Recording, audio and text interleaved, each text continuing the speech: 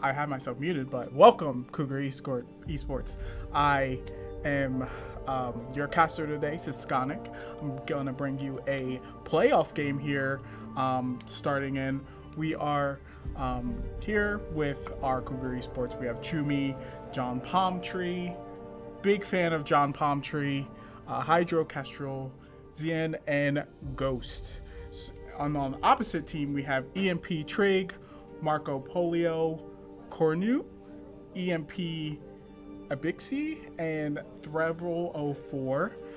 So we're looking at this playoff game, best of 5, I believe, going in here, and we are about to start. Fun fact about John Palmtree, he's been a jungler for a long time. He's super well versed at all champions, and he's been playing for a while. Hydro Kestrel here, your dominant mid lane player. He is good at everything that he does. Chumi up in the top lane, always staying solid, just like a top lane player would be. He is a spitting image of a top laner, and we are, looking to see him stay in top lane at all times because that's what top laners do. And we have Ghost, solid support, always willing to flash in front of a skill shot to help their teammates moving forward. We are going to start briefly. We're just getting a little bit of the plays in order and everything else, but we will be right back.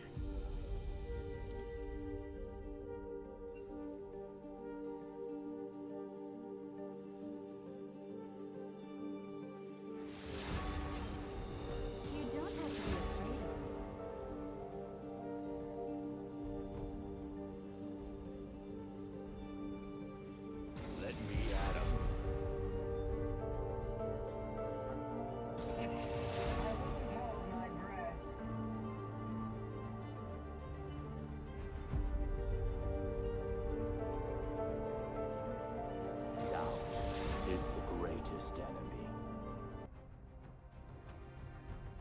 Fine, I'll just be over here, sharpening my feathers. I want a turn.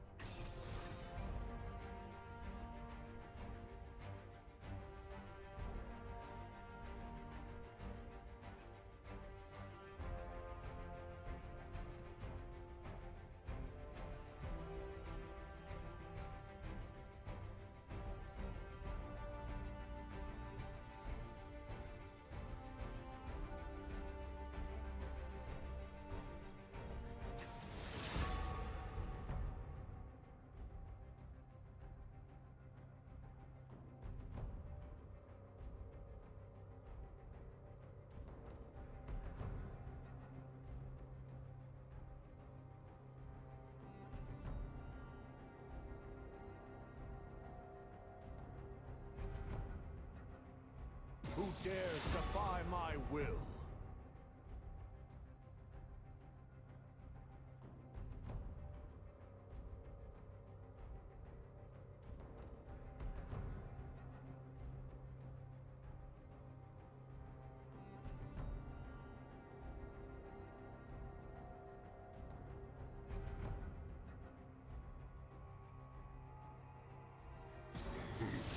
Tragic.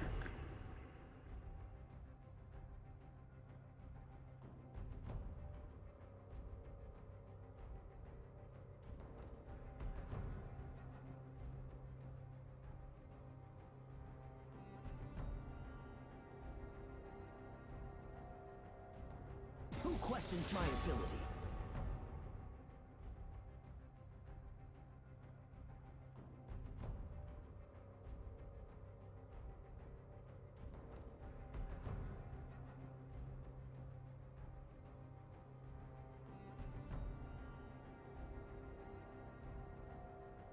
I do not rest.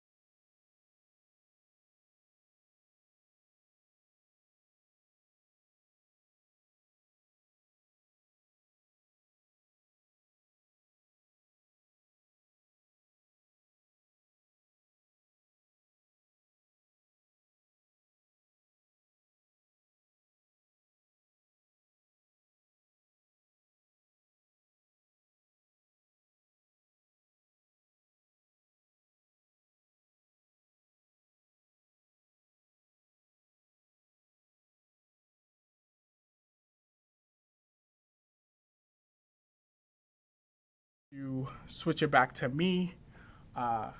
Yeah, I think this is all around a good game. We're gonna, see this coming in and coming soon. So let's start off with these picks here.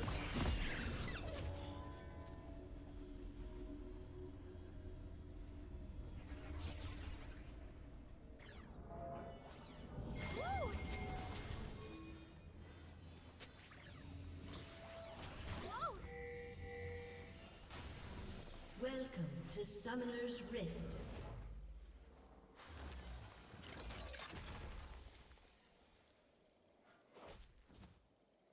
Seconds until minions spawn.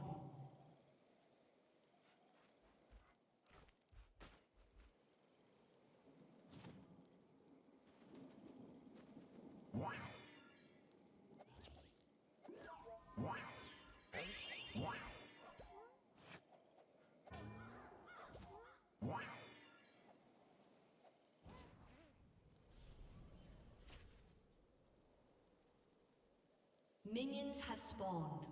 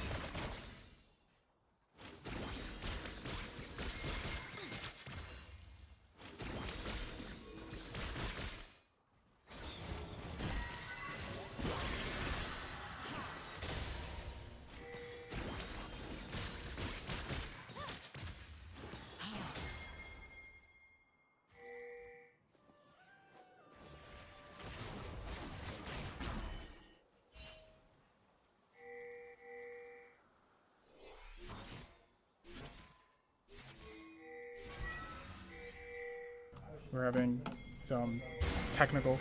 You can hear me the whole time. We're having some technical difficulty, so now you can hear me. I was muted, and it looks like there's a big fight coming out from CCC, and that arrow is gonna hit the Karma here, and the stun, and Karma is gonna be taken out. So, you know, we are 5v3 here. CCC is looking good. We see a Jinx. We see a Jinx rocket hitting the Anivia, but it doesn't look like it's gonna do anything. Let's see. Ashe is, you know, pushing. They have good CS here for both ADCs. Jinx has 2 kills, which puts her a little bit ahead, and she's able to buy those Berserker Greaves. That was a good dodge from Xin, and he's gonna get out of that pretty effectively and get the slow, and Nautilus is coming in. Oh, this is a bad thing for Jinx. She is gonna get, oh, that basic attack was very good, and wasn't not able to move due to the basic attack as well as the glacial augment here, and Ashe is gonna be able to get that assist because she didn't get the kill and make that, you know, her Berserker Greaves, I believe, or at least a dagger. Looks like a pickaxe there. Not finish off the Berserker Greaves. And we are moving to top lane here. Olaf has a pretty good push here, waiting for him to push up to the tower and get some CS. Oh, Chumi is able to go in to get some CS and fight off some of that damage to get that, and he, you know, he wanted the cannon minion, so that's what we're gonna see. Bot lane here, Zac is, you know, getting the camps. Ooh, Chumi almost dies, but he still has ult, so he might be able to turn this around. Olaf is under the tower, and he wasted ult, so but there's potions ticking, so ooh, and he is able to get that kill. That was a good flash and a good dodge from that Olaf, taking damage, and that shield came in. I think that's what they were waiting for. Marco Polio is charging up his Q, his battery assault, I believe, or assault battery. I'm not sure what that ability is called, but it's there. And we see some back and forth from the Anivia here. Marco Polio is still roaming around this bot lane, trying to get them to take it. And the Rift Herald goes down mid to get some of those plates, but they could have pushed it a little bit more, I believe, there. But it looks like John Palmtree is going to go back into his jungle and get that scuttle as well as that ward. He was spotted. And Vi looks like she's invading that side, but she gets spotted out by the ward, so they know that she's there. And, you know, John Palmtree gets that scuttle and is going to get out because Olaf's not sure where Camille is. And so far, this is looking like a solid game for, again, Camden County College. They're playing well. They're managing their abilities well. They're, you know, their macros and their micros are very well when it comes to everything. And, you know, the opponent team is going to have to come back get some good plays out of this. And, you know, Chumi's going to fight here. Zac's coming in and is able to lock him in so he can't go anywhere after that ult fell, which was a good idea. And Nautilus is going to go in for that knockup, but it's... Ooh, Jinx is able to cleanse it, and there is a lot of damage being put out from that Jinx with the 2 kills. But, ooh, Karma almost went down. She needed one more minion basic attack or Ashe basic attack for that turret shot to kill her. But we lose a flash from Ashe, and Jinx gets another kill under her belt. So, I mean, the opponent team might want to look towards that bot lane you know, winning, but Anivia's gonna come in and be able to kill the Jinx, getting the shutdown on this Jinx, and they're gonna immediately go to Dragon. Chumi's gonna get out there while getting a plate, and it looks like Vi is up there, but he's gonna get the ult, and Chumi's kind of stuck here up top lane, but you know, he's gonna try to stick it out, and he is able to make it out with his E dashing through, and you know, kind of being in a safe area. Talia is also gonna move up to the top there, but I believe Camille's gonna get out, as well as them getting the Dragon. That was a top tier play from CCC. They did lose the tower, but they were able to get the Dragon and get a kill after that. And it looks like Zach and Nautilus are going to roam up top with this Camille to get to look for someone. And it looks like Vi is stuck in a pickle here, but Nautilus misses the Q and Vi is able to get out with her life and without a flash. It looks like Zach and Nautilus are going to look for this Rift Herald, but they have to be careful because all their players are up around that Rift Herald, and they have both supports up there. But you know, it looks like Anivia is going to have lane prio here with the ult, and we have an Ashe Enchanted Crystal Arrow. While Talia is bot lane, this is the perfect time to get Rift Herald because you have all of your people on the Rift Herald right now. Ashe is moving in mid, and Talia's still bot lane. This is a very good time. You have it all warded, so there's no need to be, kind of stalling around this. As soon as you've seen Talia, kind of be bot, you should have, capitalize on that, because it takes Talia a little bit to get her ult going. And Anivia is going to be able to get some damage out down bot. It looks like they weren't looking for that Rift Herald, even though they have it all warded. I think the better play would be to, as soon as Talia showed bot, to go to that Rift Herald, so you can at least put it on top tower to match that lane there. But we see a little fight from Chumi, but he's going to take no health because he has that shield, and that shield is, honestly a big shield as soon as you hit someone. And, we are looking at as soon as the tower went down, the ADC and the support go mid, and it looks like Talia is going to take that tower. But Hydro Kestrel is going to be able to, take out some damage, and Zach is running in and is going to be able to land on her to kill her, but she doesn't get the tower, so it's it was kind of a loss for them. And it looks like blue team is going to move over to the Rift Herald to make sure that it's secure, and I think they're going to get it. Oh, Ashe steals the Rift Herald, so they're unable to get it, but they just have to protect it. Chumi is going to walk in and then E out to get the Rift Herald, and CCC also manages to take the mid lane and possibly get a kill with this Nautilus hook and the knockup from the Olaf. Vi is going to battery assault to Ashe and take her out.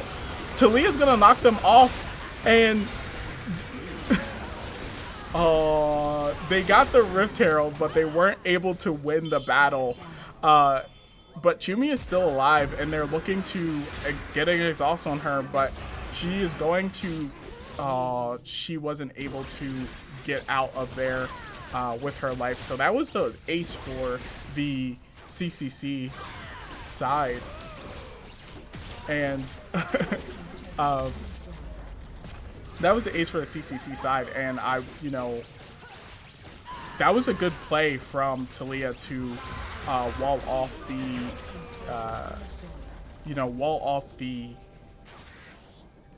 way out for them to get the play. But it looks like blue team's gonna reset and this is a prime opportunity for CCC to get the dragon because it's coming up here. So let's yeah, it looks like CCC is gonna take that dragon. They're warding it up. Blue team has reset to, you know, go in and ready to buy. So CCC kind of has to play this smart. It looks like Camille is gonna try to take this tower. Jinx is by herself, but you know, blue team is already on this tower, this dragon here, and it looks like they're gonna take it before you know, anyone's gonna be able to get it. And John Palm Tree takes that dragon and is able, Xin is able to take out the Karma. Zach is all over the place with this E and knockups, and Xin is gonna, you know, live just by a thread here. Chumi, I believe, teleported in to help the team out, and it looks like they're also maybe able looking at bot lane here. Chumi's gonna run into Talia here, but nothing's gonna happen because Talia got out with a second to spare. And blue team's gonna, CCC's gonna take the bot turret here, and it looks like all of the towers are gone except, all of the first towers are gone except for CCC's bot tower, which is only a blow away from dying. But you know, both teams are doing very well with their comps and playing into, you know, playing into their comps and making sure everyone is protected and, you know, playing well. And these team fights are very good. They're very you know, strategical, and when they want to fight and what they want to take. You see Zach here taking the red. Probably should have gave it to Ashe for the basic attacks, but I'm not gonna complain. Hydro Kestrel is going to wall off and be able to flash over the wall as soon as Olaf gets on the other side of the wall. It looks like a fight is gonna be brewing top lane here. But they, yeah, maybe I didn't want to fight there because Ashe was not in the correct position, so she just walls off the jungle lane. You know, we see, you know, everything, you know, kind of playing well, and you know, all the teams are playing into their strengths and what they want to do for the game. So we are looking. I believe CCC wants to look for this Baron here, make sure it's all warded up, or just to protect the Baron because they're already in a head of spot. So if blue team tries to make a desperation play for this Baron, they're able to collapse on it. So that's why I think the focus is on this Baron. Talia might be taking this bot turret. It was only, you know, 2 HP. Ghost is kind of off by itself, but they all have lane priority in those lanes, so he's able to ward up this Baron and go back and get some more wards. And then Karma, you know, is going to come in. This is always the fight for support when it comes to playing support. You're always trying to fight for wards. That's your biggest like thing. You always want to like fight for wards. It's just like, no, this is my territory. I know because I play support all the time, so I'm always dying to because of a ward, because of a, you know, $75 gold control ward, because I don't want to give it up because it was my 75 coins. But you know, blue team kind of pulled it in and warded it back, and then Ghost is just gonna come in with more wards. And Chumi is gonna get caught out here. Was trying to recall, but now it looks like blue team's gonna look for that Baron. It looks like they kind of can, you know, afford to go to this Baron, but it looks like they're crossing lanes. Hydro Kestrel's gonna get caught out here. And Talia's gonna come in, but Ashe is doing some damage, but not enough damage. Talia came in, and Jinx is all in position to just start doing Jinx things. Nautilus is gonna be able to get out with his health, but that is definitely barren for the blue team here, and there's not really much you can do about it. It looks like they need CCC needs to reset and look at the dragon here. There was a lot of confidence in Cougar Esports. They should have gave the blue team a little bit more respect when it came to the jungle, especially after they just warded the jungle. They're able to see a lot and catch people out. But it is okay. We are still 13-13. The gold advantage is is around 2K off here, but everything is looking solid here for both teams. And you know, blue team is looking at that dragon here with the Baron buff, and they're going to be able to get it. It looks like CCC is going to just give it up because of that Baron buff, which is, sometimes a smart move. Sometimes you could kind of catch them off guard because they don't think you're going to fight. I'm curious on what Cougar Esports' next move is here. I mean, they could definitely they could definitely try to split push this, but I mean, it looks like the wall from Hydro kind of pushed the Vi out of the way, so Vi was able to make it out safely.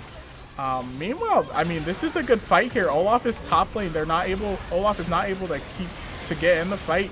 Vi kind of batteries and salts Chumi and is able to, get in, but they need to capitalize on this Jinx. They're not able to get on this Jinx, and Zen is, going on this Jinx and is able to kill her and is able to kill a Talia. That was a good fight from Zen there, and, was able to take out the Jinx. That's what you need to do. You need to take out this Jinx so she's not able to get this damage output, and Zen was able to flash in and just mow her down. That's what we need to see from Chumi and Zach. Just CC her down so she's not able to get this damage output, and you'll be able to kill her because you out tank her. Hydra's gonna go up top here, and he's gonna be able to put out a solid amount of damage on Olaf, which is kind of good, keeping into this game. And we see still the gold difference from both sides, about 4K here, but they're still in this fight with the damage. They just need to tighten up their team fights a little bit cleaner, get to the back. Zach and Camille need to get to the back of this team and just kind of take the Jinx out, and then they'll be able to kind of fight front to back if they are able to take the Jinx out. But the biggest part of that was Olaf was not there to kind of make this fight go to kind of put this fight into their favor. And they definitely need to get the backline out of the way. Especially even on the other team, they definitely need to get this Ashe out of the way and make sure this Anivia isn't able to keep her ult in the fight, because Anivia does a lot of damage with her ult, as well as the stuns and the walls that she's putting up. It makes it easier to not get out of the fight. So here it looks like we see the blue team kind of trying to go for this last bot tower, which is kind of, they're trying to solidify their win here, and they are able to get that. And Chumi is top lane, so they do see that, and they're gonna bunch up this bot lane, and Hydro Kestrel gets picked out, but he's gonna wall off, and he's gonna be able to save himself in egg form. but Chumi definitely needs to come back here. They need to, you know, make sure that he doesn't get out. And this team fight is, you know, crazy here. They're just able to mow everything. Olaf is able to run in and mow everything down because Chumi is not there.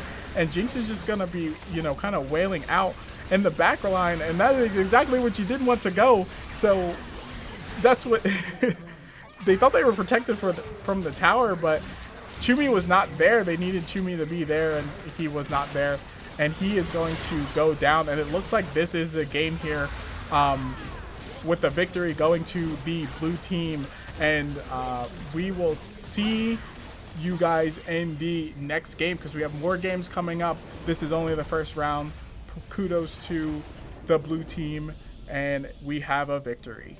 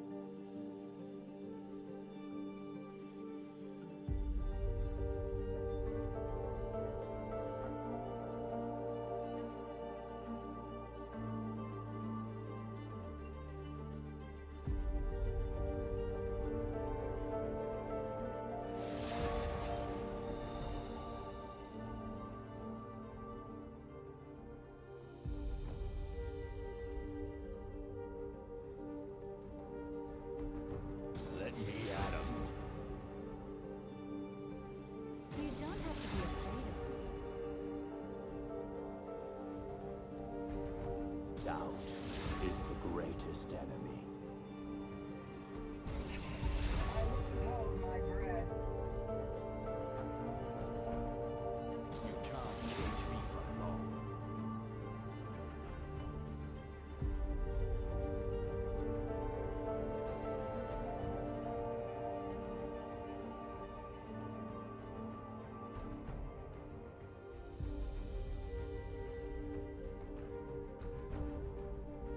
Fine.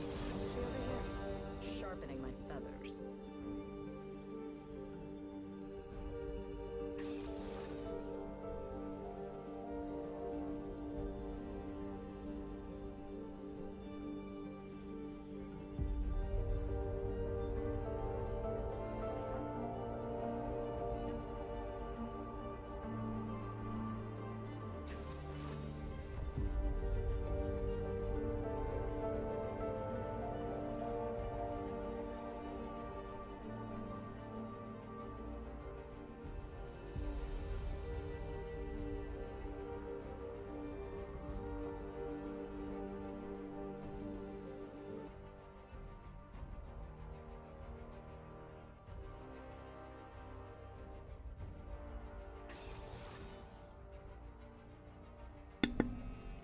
Welcome back to Cougar Esports.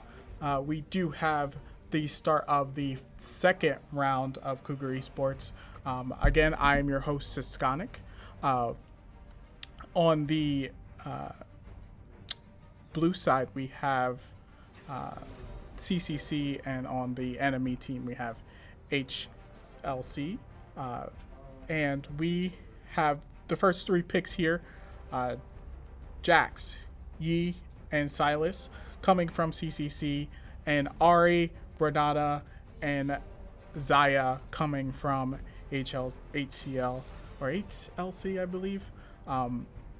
Starting with first picks, we do have that Seraphine coming out, as well as the Jinx. Olaf is being taken from the opponent team because they did so well. And then we have this Bard here. I don't see a lot of Bard games here, so it's interesting to see that come out. And then we have Sivir is what we're looking at, and then we have Kayn, and then we're gonna go back into this band style. So for these first picks, I do see there's going to be a lot of running down potential with this Olaf and this Sivir. And I do think that they're looking to go into this. The enemy team, HLC, is going to go into this. I'll beat it out of you. Is going to, kind of look to stay the same in this, kind of fight style. Looks like they ban out their own Vi here, just so the other team does not take it. And Kayn is a very underrated champion because he could kind of play in two different styles, and an assassin style, and then kind of like a tank bruiser style, depending on who he hits and which way he's building. So that it's kind of a thrown off from them. If you think that you got to kind of assume which kind of style he's gonna go. We see this Kled ban here from CCC side, and then we see a Nocturne ban, as well as a Camille ban coming out from CCC.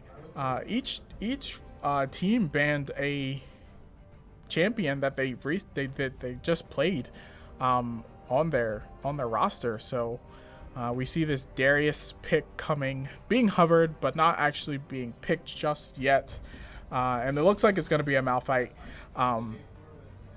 So a lot of big plays with this Bard ult and this Malphite ult here. Bard's probably going to try to lock him in place, and then it's going to be followed up with a Malphite ult, or Malphite is going to go in, and then Bard is going to ult for the whole team to set up their spot. And then we have a J4 Jarvan the Fourth here coming in, as well as a Yuumi to round off the Camden County College side.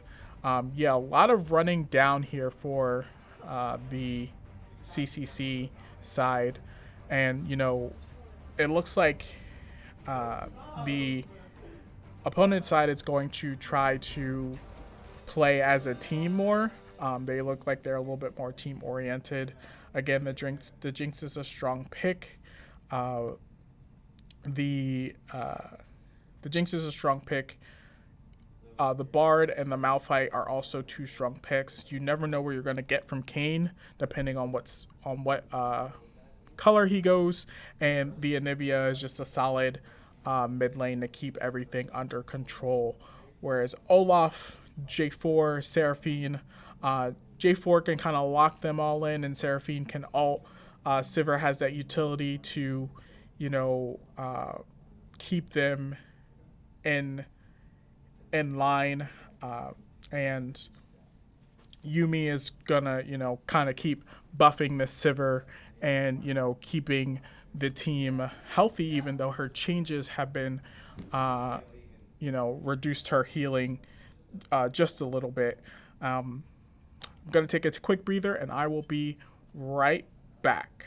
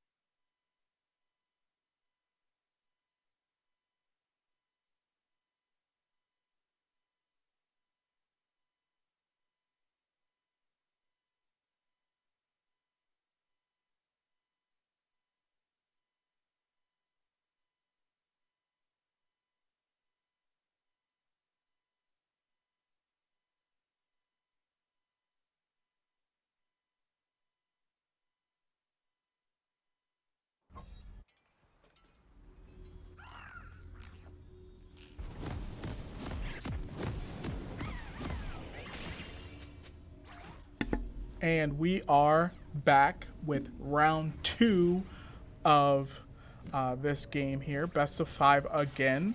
What I want to see from HLC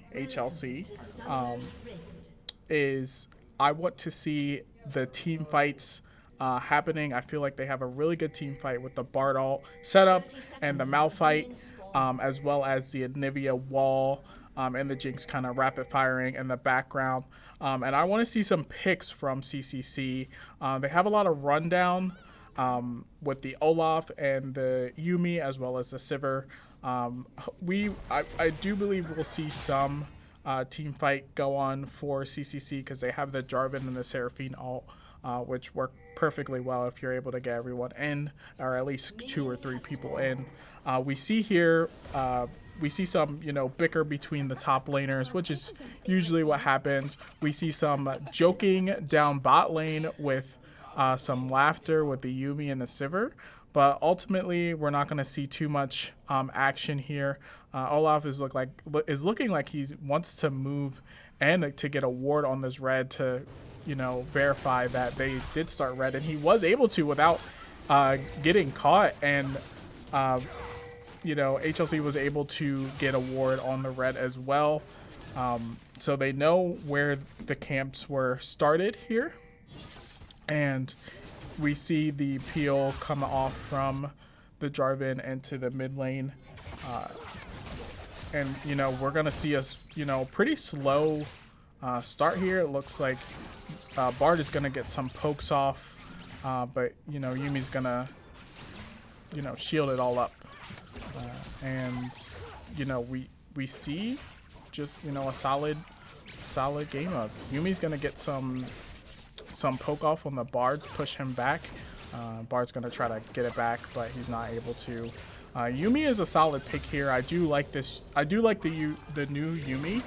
She's able to poke a lot more, which is fun, and her Q is a lot easier to manage, I feel like, especially with the the burst at the end to land everything, and it slows pretty well too. We see Jarvan going straight from red to blue to Gromp, and he's gonna try to get this gank in for Chumi, and he's not able to get the knock up, so they're gonna push off there, and we see some trolling just like Chumi did in the beginning of last game. So we're gonna see a little bit of that going back and forth.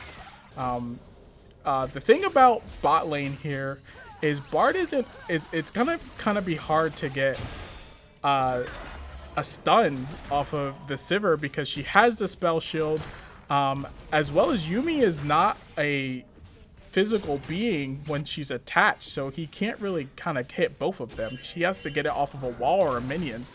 Chumi is going to get some hits on the tower, but MP is down in mana, and Hydro is going to meet J4 in for the first blood for that scuttle here, and that was a very good map awareness for all of CCC to get that scuttle, as well as get the first blood into John Palm Tree's hands.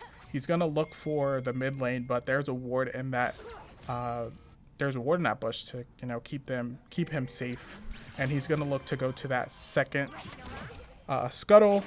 Kayn may be looking to gank this top lane here because there is pushed up, but you got to keep in mind that Malphite does not have mana to fight. He probably does not want to fight, but Kayn's gonna get spotted on that ward, and it's gonna be taken out. Yumi's kind of looking out of mana here, but the lane is pushing into them, and that's what Sivir is known for. She's known to push the lane out and kind of walk away from it, kind of like Malzahar, but for an ADC. And again, we don't see too many aggressive plays towards each team. They're respecting each other's space here when it comes to playing this game, because they know what they could do in each game. Kayn's up top there looking for some Oh, aggressive flash from Zen, but is unable. Oh, it is able to get out because they do have spell shield. Keep in mind that it doesn't give you mana anymore. It gives you health. And J4 is going to come in, flag and drag for Malphite. And Chumi is going to be able to keep up with the Kayn with the shield, and he's not going to be able to get the kill, but J4 is. So that was a 2-for-1 top lane. Hydro Kester looking to move up, but gets stunned and is able to get out of there alive because Anivia does not have that much mana and is unable to fight. And it looks like J4 is going to come in, but they got to keep in mind that this egg is in form. Only a little bit of hits for the mid lane just to keep it at bay. You know, J4 is like, watch yourself. Don't get too close to the to my Seraphine. And going back to jungle, Kane's looking like he wants to do the dragon, kind of sneak it. The bot lane has lane priority, so they are able to get it, but it looks like they're going to go back to get some items here. But it is not warded, so John Promptree could definitely take a look at it there. We see some fights mid. It looks like bot lane is going to help sneak that dragon. And it's not warded. It was just checked, so they have a full ride there. I don't think anyone knows that CCC is doing it. Hydro Kester is going to move down just for the safety of securing this dragon here. Yeah, it looks like they get a free dragon because it wasn't warded. Or it could have been, but it was pink warded for sure. They're going to go back to their lanes and, you know, keep playing. It looks like Kane's going to meet Olaf in the jungle here, but he's safe. He figured it out. And then we're going to, you know, see this bot lane being pushed out again from Sivir. Reset from mid here. But Kayn and Malphite and Anivia are invading the jungle space here. But we do see here that Sivir is going to push this lane out, make sure there is no push it to tower, see if they could lose some minions there. Kane's gonna come in from behind to get Chumi.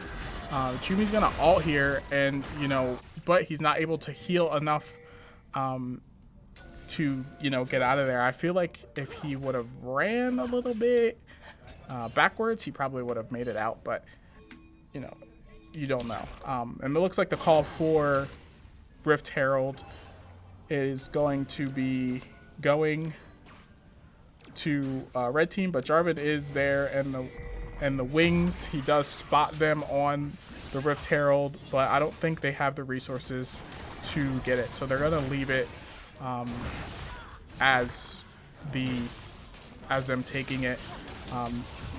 Feel like they're just like, we'll just get the next one. We're already ahead. We don't have the resources to fight for it. And you know, everyone's there. We don't know where Bard is. Yuumi and Sivir are taking the blue, I believe, which is good for Yuumi and Sivir, honestly. Either one works. But maybe they're giving it to Jarvan. It looks like a lot of space is being invaded here because red team had to reset, and you know, that's a successful blue and a successful invade from the red team. You know, it looks like, oh, Bard's gonna ult here, but J4 still has a flag and drag, and he's able to knock up 2 people. Yumi's gonna be able to ult and get 2, and Kayn is left struggling to die because all of the CC that just happened in that team fight, which further pushes them forward for the CCC team. And Chumi is here, you know, looking to be a top laner. It looks like we're gonna get some plates onto the mid lane, but keep in mind that red team still does have that Rift Herald. Chumi is really struggling here with health. But is able to still fight this Malphite. So we will see that battle in a future perspective. Bard is going to stun, but Sivir is going to go forward in this and, you know, try to fight that off. And Chumi up here in the top lane is just beating on this Malphite, and it bit him in the butt. He was not prepared for that ult to come back and, you know, take him out there. Top lane is really, Olaf is really having a hard time against Malphite because Malphite's an armor tank, so it's kind of hard to fight him all the time, especially when Malphite is building armor, which he does. And the red side's going to push to the blue side, getting some plates here for both teams. And Kayn here in the mid lane is going to be looking for a gank possibly, but it's almost like Hydro knows, so he's going to go back and reset. Sivir is going to spot this ward while red team resets.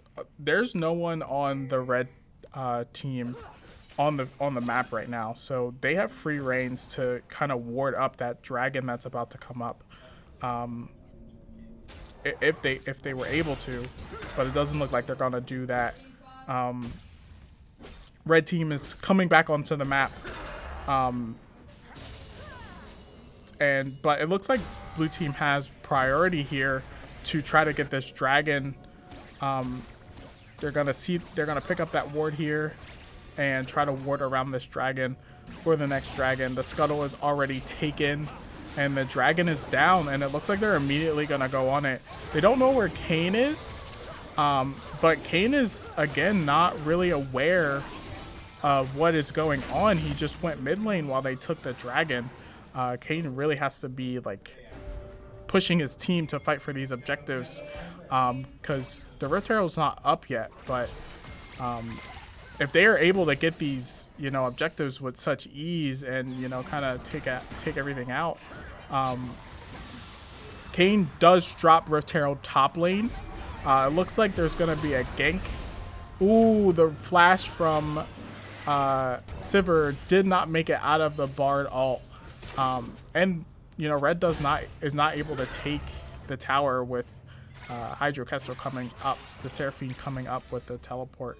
But that does leave Jinx by herself, which is kind of, you know, dangerous to do, especially if you do have the, you know, you can just run her down. She doesn't have that much escape when she drops her traps down.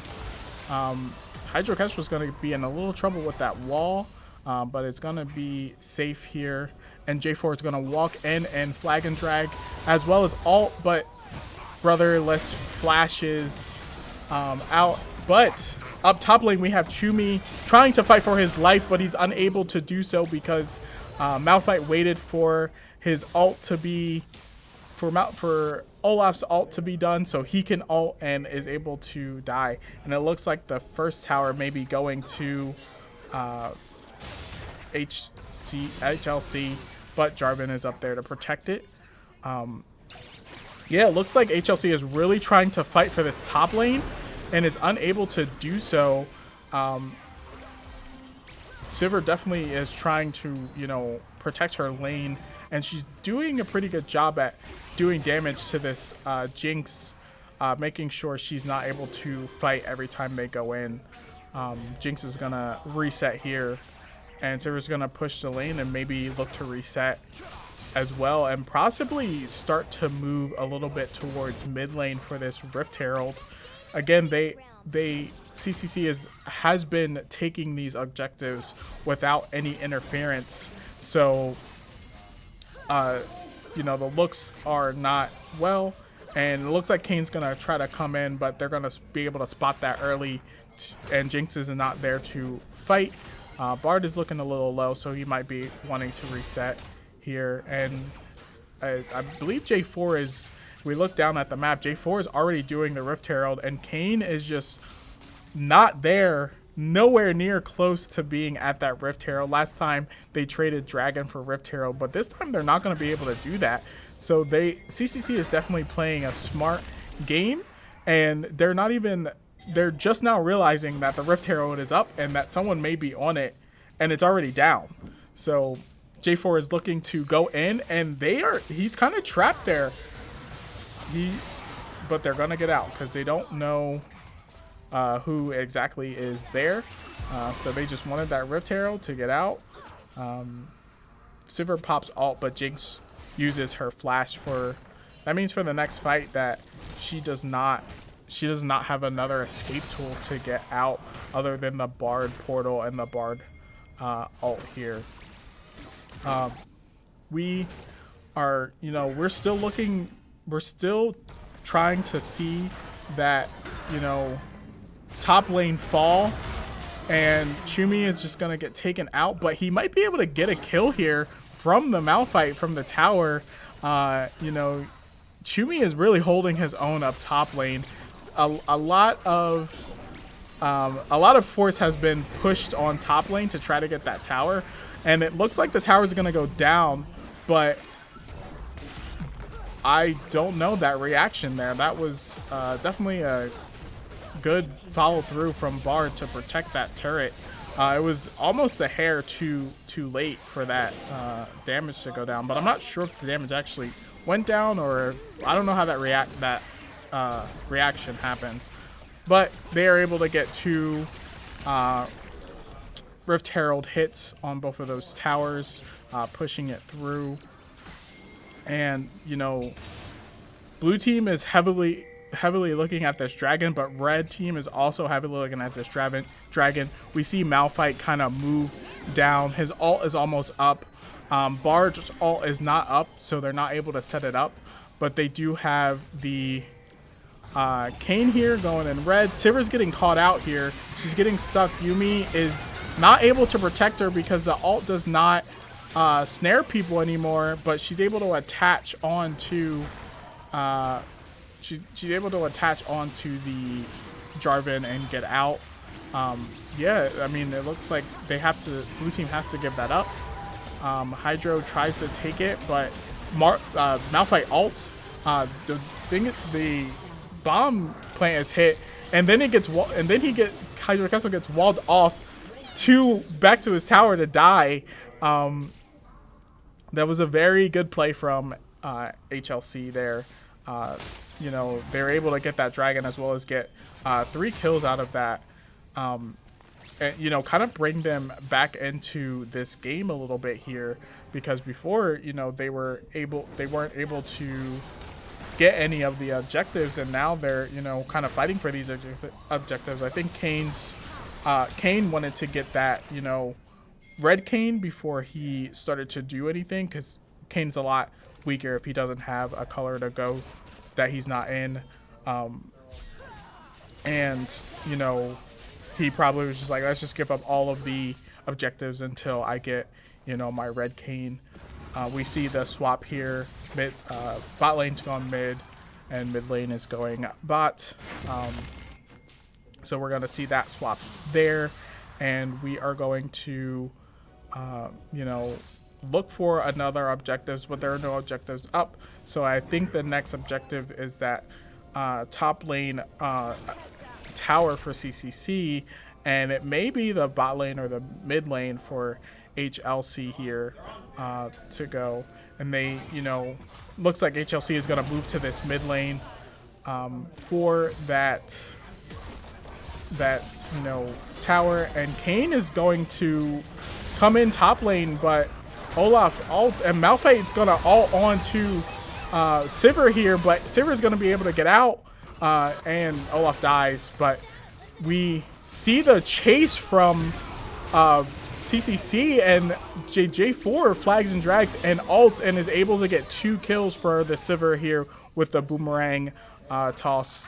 And it looks like they are looking for more, but they don't see Kayn in the side lanes here, so they need to be very careful, as well as the Anivia coming out, and Anivia walls himself off. They, kind of push back from this tower, even though they really wanted the tower, but they see that there's too many people coming from too many angles, so they just decide to back off here. That was a solid play from both teams, even though the Olaf died for his tower, not his sins. He he was able to get the tower, but CCC were also able to capitalize, Kayn being up top lane to get 2 kills out of that game. So, you know, I think we're going to be looking at a reset. Red team is looking to do Baron here. They already have reset, so they're looking to do this scuttle, prepare for the Baron, and kind of move in that direction. Kayn is on the other side though, so we need to be careful of that. Looks like the invade is gonna come in. You know, it looks like they may be searching for either camps or a person in bot lane, but it looks like they're a little too confident in being bot lane when the Baron is up, especially for Kayn there. And you know, the CCC is, you know, kind of hovering mid here because they did push that bot lane down. They still do have that tower up, so if they were to make a play around Baron, they would still have that tower to protect them. Anivia is a good push, but I don't think she's a strong enough push to keep, you know, going for towers. Seraphine's gonna be matching this bot pick and get stunned out of that, and we do see a little bit more pressure towards bot lane now. Olaf is looking like he's gonna get caught out maybe. You know, he's gonna get hit with the Bard ult, but the Ghost is gonna be able to get him out of the Bard ult just to save his ult. And it looks like red team is gonna be going to Baron here, and you know, with the Jinx and the Kayn damage, they're able to.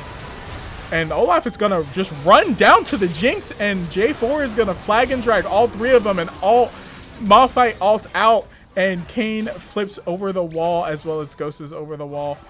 Seraphine's gonna chase down the Malphite and is able to get the kill there, while Kayn is still stuck in their jungle, and J4 is gonna flag and drag while Olaf kind of just hits him and, you know, tanks that out, and they're gonna be able to get this Baron here. That was a great play from Cougar Esports to flag and drag all 3 of them, as well as Olaf doing his job to just run down the Jinx. That's all I've been saying this entire session is run down the Jinx, and she can't do anything, and that was able to be done, as well as all of the CC from Hydro and Zen just kind of boomeranging off of everything. The Jinx ult is going to hit but not do anything, and we have Anivia in the bot lane getting the tower, which is, you know, anything for the team, right? The next objective here is Dragon. It looks like Bard has beat them down there to get the Dragon, but J4 and Seraphine are both in the wings here, looking to get it. The Scuttle is going to get hit a little bit, but J4, John Palmtree, is going to back off. He knows, he respects the other team here to not just kind of run in on this Bard, especially because all of the ults are up for red team, at least most of them, except for that Jinx ult, and they still don't have their ults yet. Chumi's gonna get caught out, but he's gonna run in towards them, and Hydro Kestrel gets a big ult there. J4 go directly on the Jinx again, and Malphite isn't even able to get his ult off. That's how fast they're killing these guys. And Anivia is gonna be under range and then, you know, fall to his egg and then inevitably fall to his death. Malphite still has his ult, but you know, that was a great play from Hydro Kestrel to get at least 4 of them into that ult that he had, and you know, it extends the more people you hit. So you know, it was a great pick, especially because Anivia kind of saved the CCC's backline with that wall, trying to stop Olaf, and Olaf just directly ran into them because I don't think they were expecting that Olaf to just kind of run back in instead of, you know, try to flip over the wall, but he was able to do it, and the Dragon goes down for CCC, and that is the third dragon for CCC. So they have one more dragon to get, and it's the Chem Tech dragon here. So I believe it does like extra damage or executes here. So not executes, it does extra damage. I'm for sure of that. You know, that'll be a strong dragon for this team, either team as well. But you know, red side only has one dragon, while as CCC has blue side. CCC has you know, all three dragons so far, and they still have not broken that, you know, mid lane tower on blue side. So they're kind of, you know, stuck. Olaf is going to look to push up all the way to the second tower top. Malphite's going to meet them there, but Hydro, Seraphine, and J4 are both up there in the reins. It looks like they're going to back up because they do see most of their team moving towards it, but we do see the Sivir kind of try to push off this Anivia. So yeah, the dragon does it heals and shields as well as give tenacity. Chem Tech does do that.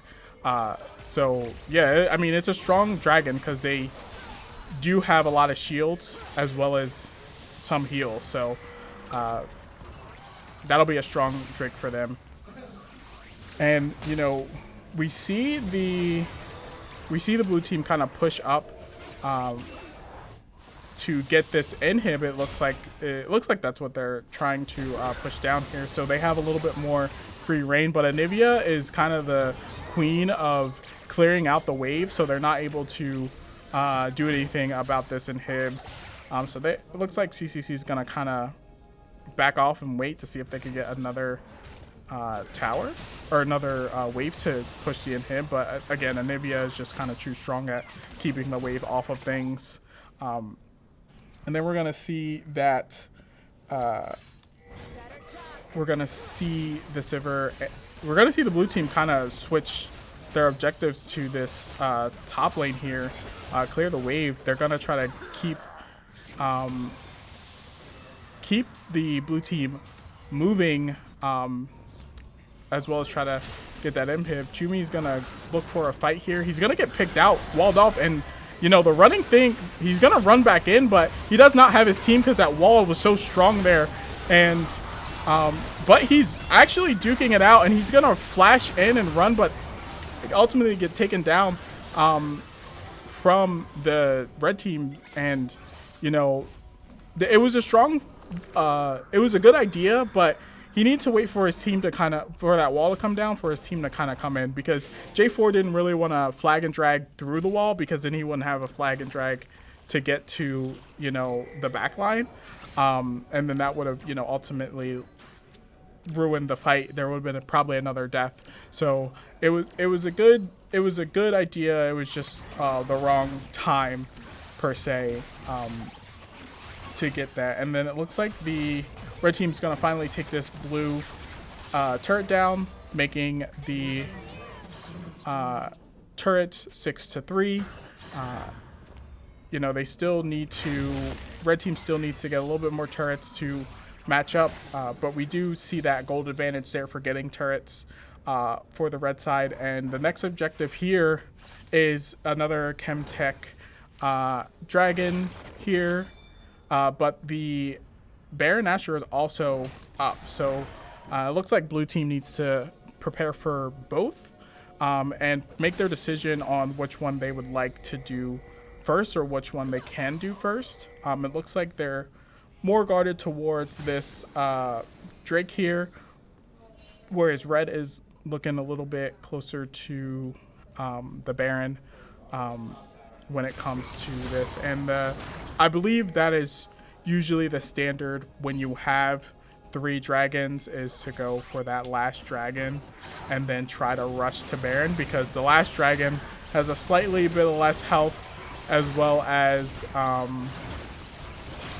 it, you know, it gives you the last dragon. It locks you in, and then the you know, Baron always comes up and it has the same abilities. It doesn't give you an advantage, but Jinx does try to steal it. Anivia was in the reins there trying to get some vision, but was not able to. And the red team was able to grab the Baron Nashor. The Baron Nashor wears out, but the dragon doesn't. So it was a smart play for CCC, but it was also a smart counter play for HLC here to get that Baron, because they do need that a little bit of that advantage. The gold lead is around 4K. That brings them, kind of in the game with that extra damage that the Baron gives, and as well as the minion push, which further helps Anivia keep that inhib alive.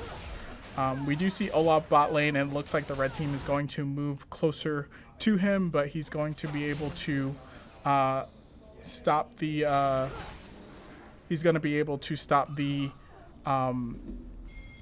push. And it looks like Camden County is going to move to this top side tower. John Palmtree flashes out of that knockup because he is unsure on who is right behind that Kane. Malphite was sitting in the wakes waiting for an ult there to keep them out, and Sivir's going to be mid pushing up that tower.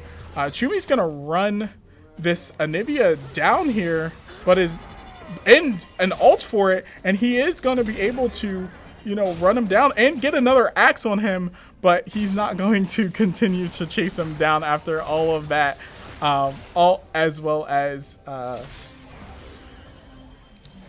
the wall there. Chumi's gonna back off because his team is resetting here. Sivir keeping that mid lane alive with closing out that mid lane or keeping up with that mid lane Baron push, and it looks like they're gonna reset here.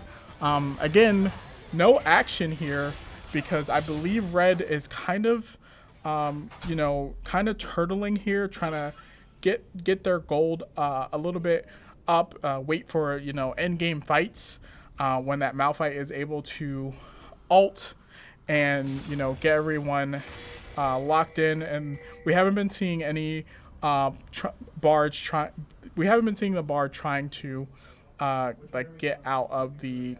get the ult out to catch people out.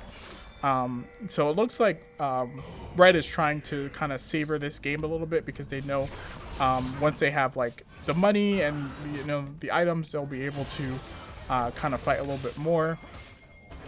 Whereas blue team is trying to kind of push these towers to get gold to kind of secure these lanes. We have a 5-man push, but John Palmtree is sitting on the ward, so they have to be careful with this. It looks like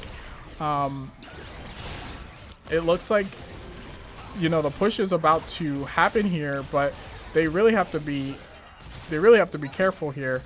I don't believe they see the Kane moving in from the back, so they have to be wary of that. The wall from Anivia kind of pushes them off, and they do finally find the Kane here, and the Anivia gets pushed off. This Malphite is half health, while all of the blue team is full health here. So Malphite's gonna back, which gives them the opportunity to kind of push this wave a little bit more. It looks like the Baron buff did go down, so they're able to siege this a lot better now that the Baron buff is down. But what they should be doing is Olaf should kind of be pushing, or even Sivir should kind of be just pushing this mid in, so they kind of have to split up their numbers, and then when they're able to get an advantage, they're able to at least pick off a little bit of this tower or this inhib, because right now all of their other lanes are being pushed, so all of the resources from red is going to top lane, where blue team does not want all of their resources to be not all of red resources to be put up top lane. They need to take care of CCC needs to take care of their lanes manage their lanes to all be pushed, and then try to push down that red. That way, red side is kind of spread thin. But we do have the last dragon coming up here soon, and it is the Elder Drake. So we will see some executions come out. It looks like red is going to be resetting here to try to keep up with the blue team, and we are looking to see the we were looking to see a good team fight here for this Elder Dragon. Again, Elder Dragon does execute, as well as on top of them having the Kim Drake buff, as well as increased healing and shielding, and everything else. So we'll see what Bard and Malphite have to do for this team fight, because it looks like red HLC does want a team fight, and I do want to see Chumi kind of run down this this Jinx again. Jinx is staying as far back as possible, which is kind of Jinx vibe. I play a lot of Jinx here, so I don't want to be anywhere near anyone except for my back laners. And we see like picking bits and pieces. Hydro Kestrel misses as all. Kane goes in the back line, and Chumi goes to the back line, but is able to get ulted. J4 is able to take out that Jinx, and the back lane is able to take out the Kane by himself, and Anivia gets kind of stuck, and they're going to be able to take down that egg as well, and that may be game. They may not even think about doing the Elder Drake there. Now all it is an inhib. They have an open inhib, so they're able to get that inhib. And it's an ace. There's no one up. That now they have minions coming in, and they're able to keep their team healthy with all of these shields and heals. So this looks like the end for the end of the round. So we're gonna say a victory to CCC. Good job, guys, and great playing for HLC. We will be back with more games here now, because it's best of 5. So we will be back. Talk to you soon.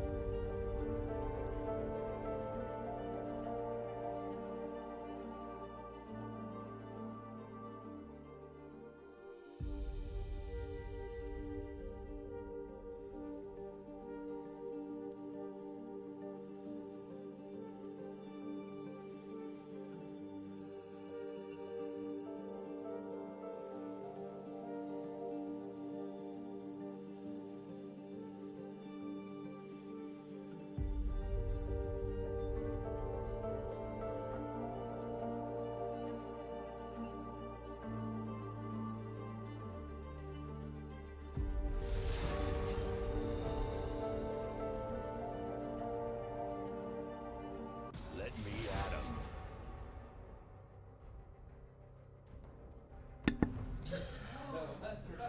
All right, all right, all right. We are back with a third game here. It looks like the blue side is going to be CCC and the red side is going to be HLC here.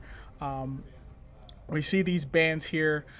We've learned from our mistakes, and we're going to see this Yumi ban here coming out. Again, they changed her, and she's still a strong, viable champ. She still does a lot for her team. And then on the CCC side, we do see the Jax and the Annie ban here. Annie is a strong player. She's a strong champion. She has the CC, she has the damage, and she also has a little bit of protection in there with her shield, as well as Jax gets banned out on this from CCC, and then we have a Xayah ban coming out from HLC, which is honestly understandable. Xayah creates a lot of difficulties with trying to get a hold of her, especially for her ult. She's able to ult and flash out, or ult and heal, or she's able to buy time for herself, as well as pulling all of her feathers back, which CCs you and does a ton of damage based on crit. So it's kind of understandable to like not see that see that in the game. We have a Yi pick. We have a Yi ban here, as well as a J4 ban, and we're gonna go the first pick. Ahri. It looks like we're hovering it, making sure everything is nice and tidy. But we are gonna go pick Ahri into this first pick. We already have CCC already unleashed their mid lane, and we're looking for either a counter pick or a comeback from the HLC, and we do see this Lissandra pick, which is a very strong pick against Ahri. Lissandra is able to lock down as well as protect herself in this lock down Ahri, as well as protect herself in this mix with her Zhonya's and ult, as well as her W and her crowd control. Lissandra can just be in the middle of a fight and still survive. We see this second pick, Renata Glass, which is a strong champion. She's able to take the enemy team and make them fight themselves, if you didn't know that. Her ult provides a lot of damage, especially when the other team is building all damage. And she has a lot of crowd control. Her Q, believe it or not, if you hit it against another champion, it actually stuns. I just recently learned that. We see the Jinx coming out on the CCC side, which Jinx is always a strong pick in my book. I just love Jinx, She's always just there when you need her. But enough with my intimacy with Jinx here.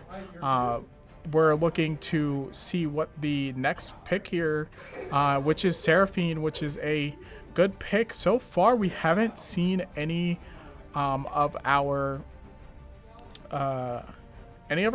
jungler or the top laner. We're kind of saving them for last here, and it looks like the HLC will be looking towards picking an ADC, or they could flex their top lane, which they did. And we see the Kled, and I do also enjoy Kled. The rule for him is always to kind of, once you go into, once Scarl leaves you, just keep fighting and he'll come back. And a lot of people don't expect him to kind of keep going in, which kind of throws a lot of people off. And then he gets Scarl back, and then he kind of just keeps slamming you. So we see this first ban from HLC side, which is Zac. We saw John Palmtree go it last time, which is a very strong jungler.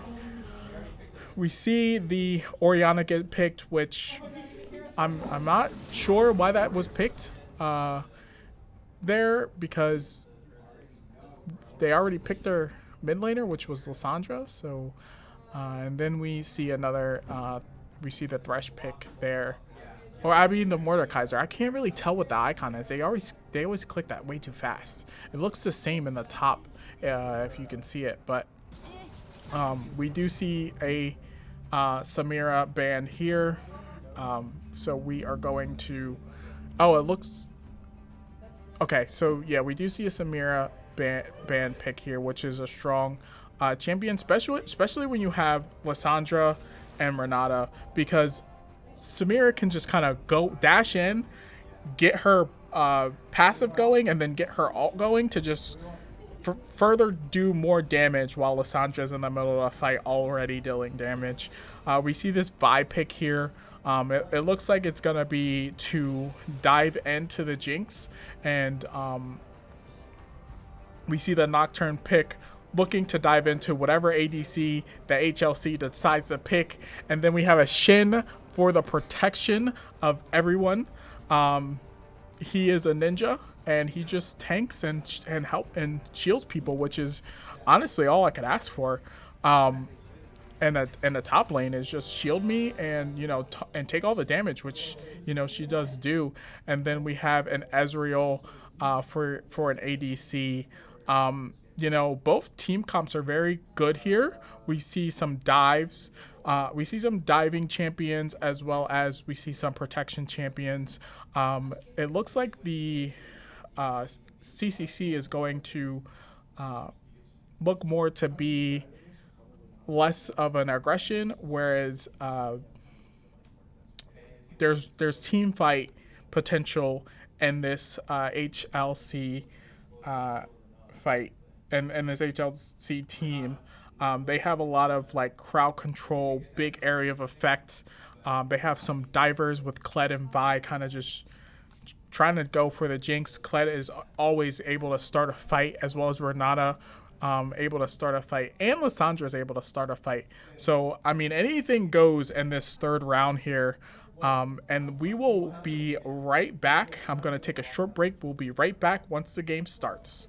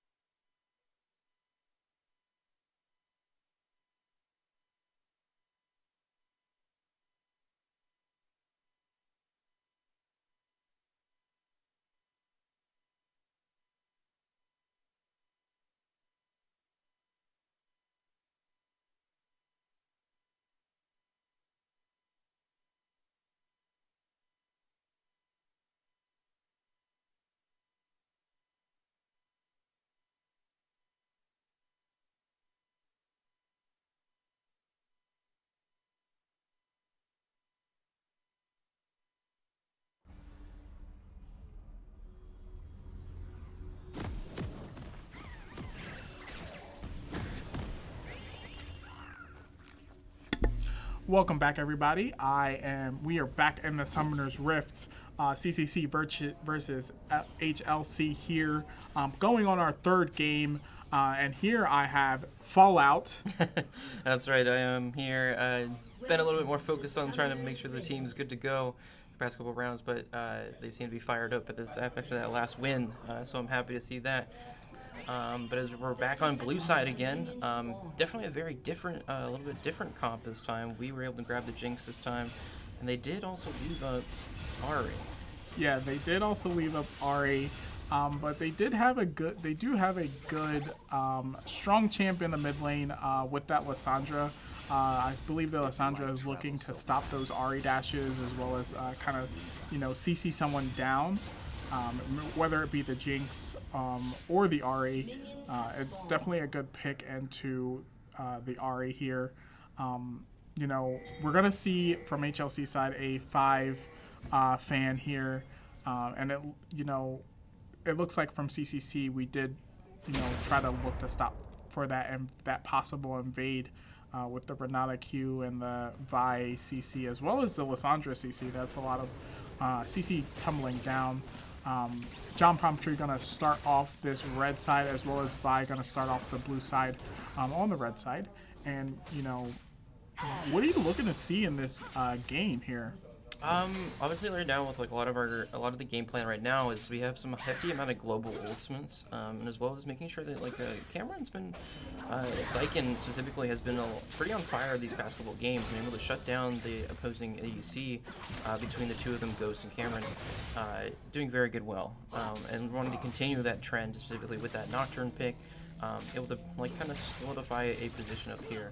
Well, as a side on the top side, looking to be a play a bit more passive compared to the past games.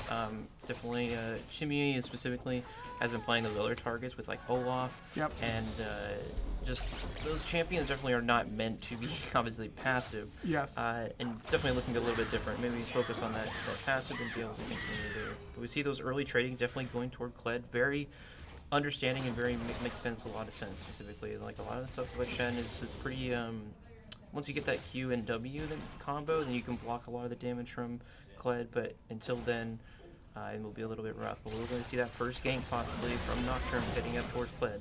Yeah, and it's funny that you mentioned Shen. Shen is kind of like a hidden gem for most top laners. We are going to see them John Palmtree moving in. We're going to see that the Terrify goes off, but it's not going to be able to go off, so John Palmtree is going to leave it at that while taking a turret shot. Vi is making her way up to that top lane here, but it looks like it's going to just kind of fall off, Vi's just going to make sure everything is okay there. I'm going to be able to pop out a ward. I don't know if she spotted Nocturne there, but Nocturne did spot the ward. We do see a buff here, stun here for both of the and that was the pop of the cleanse too. Yeah, they both ran into those grenades, which is kind of, you don't want to do that at all.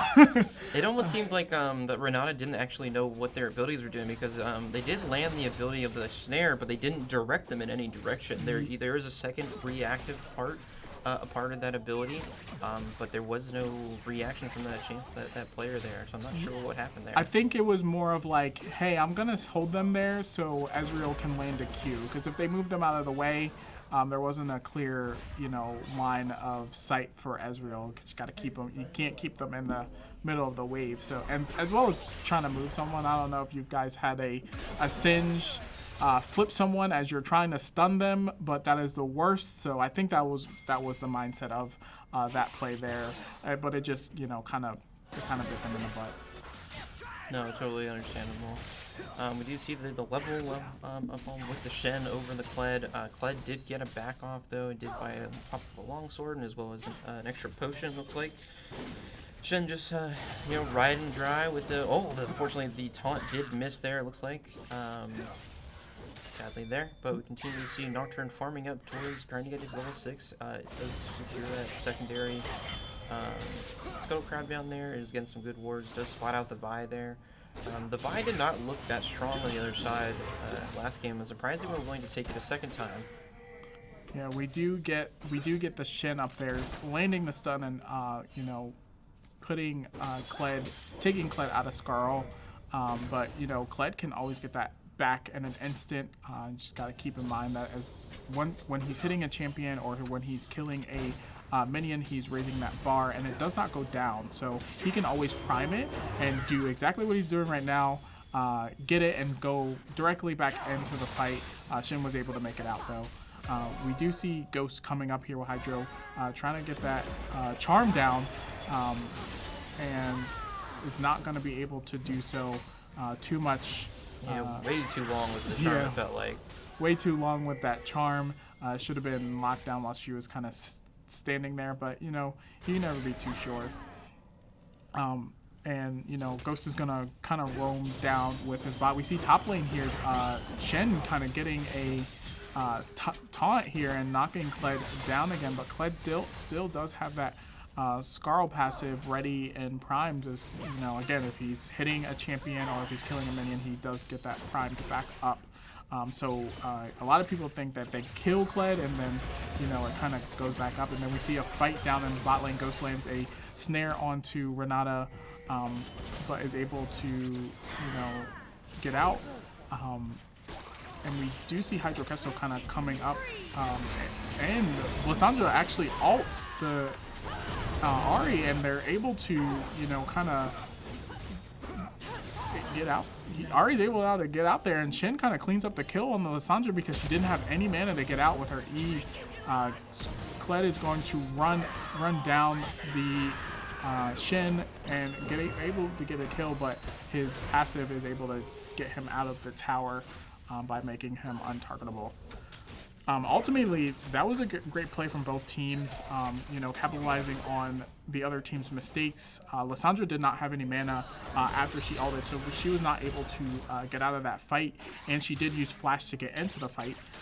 So, you know, it was kind of hard for her to not stick around. Ghost is looking a little low, so they need to be careful there.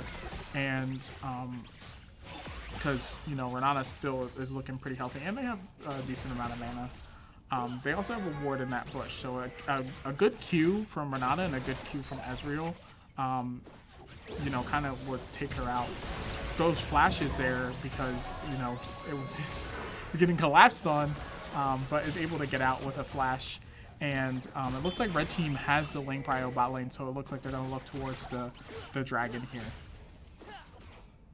Yeah, certainly is continuing to see these general tradings here in the bot lane. Obviously pretty standard when I say like the Ezreal just trying to stay back as much as possible with his poking. Jinx trying to bring down lots of damage with the rockets. However, it looks like we're going to be trading the first dragon for that Rift Trail at the top as we see those two members moving towards it. Continuing, Chumi is still controlling a level lead on the top lane. Even though they do have a kill towards the Kled here, although this should be no problem taking this first dragon here. Then on the other side, no problem taking the Rift Herald here. Yep, we do see the Rift Herald being moved, being taken from the jungler and the mid lane.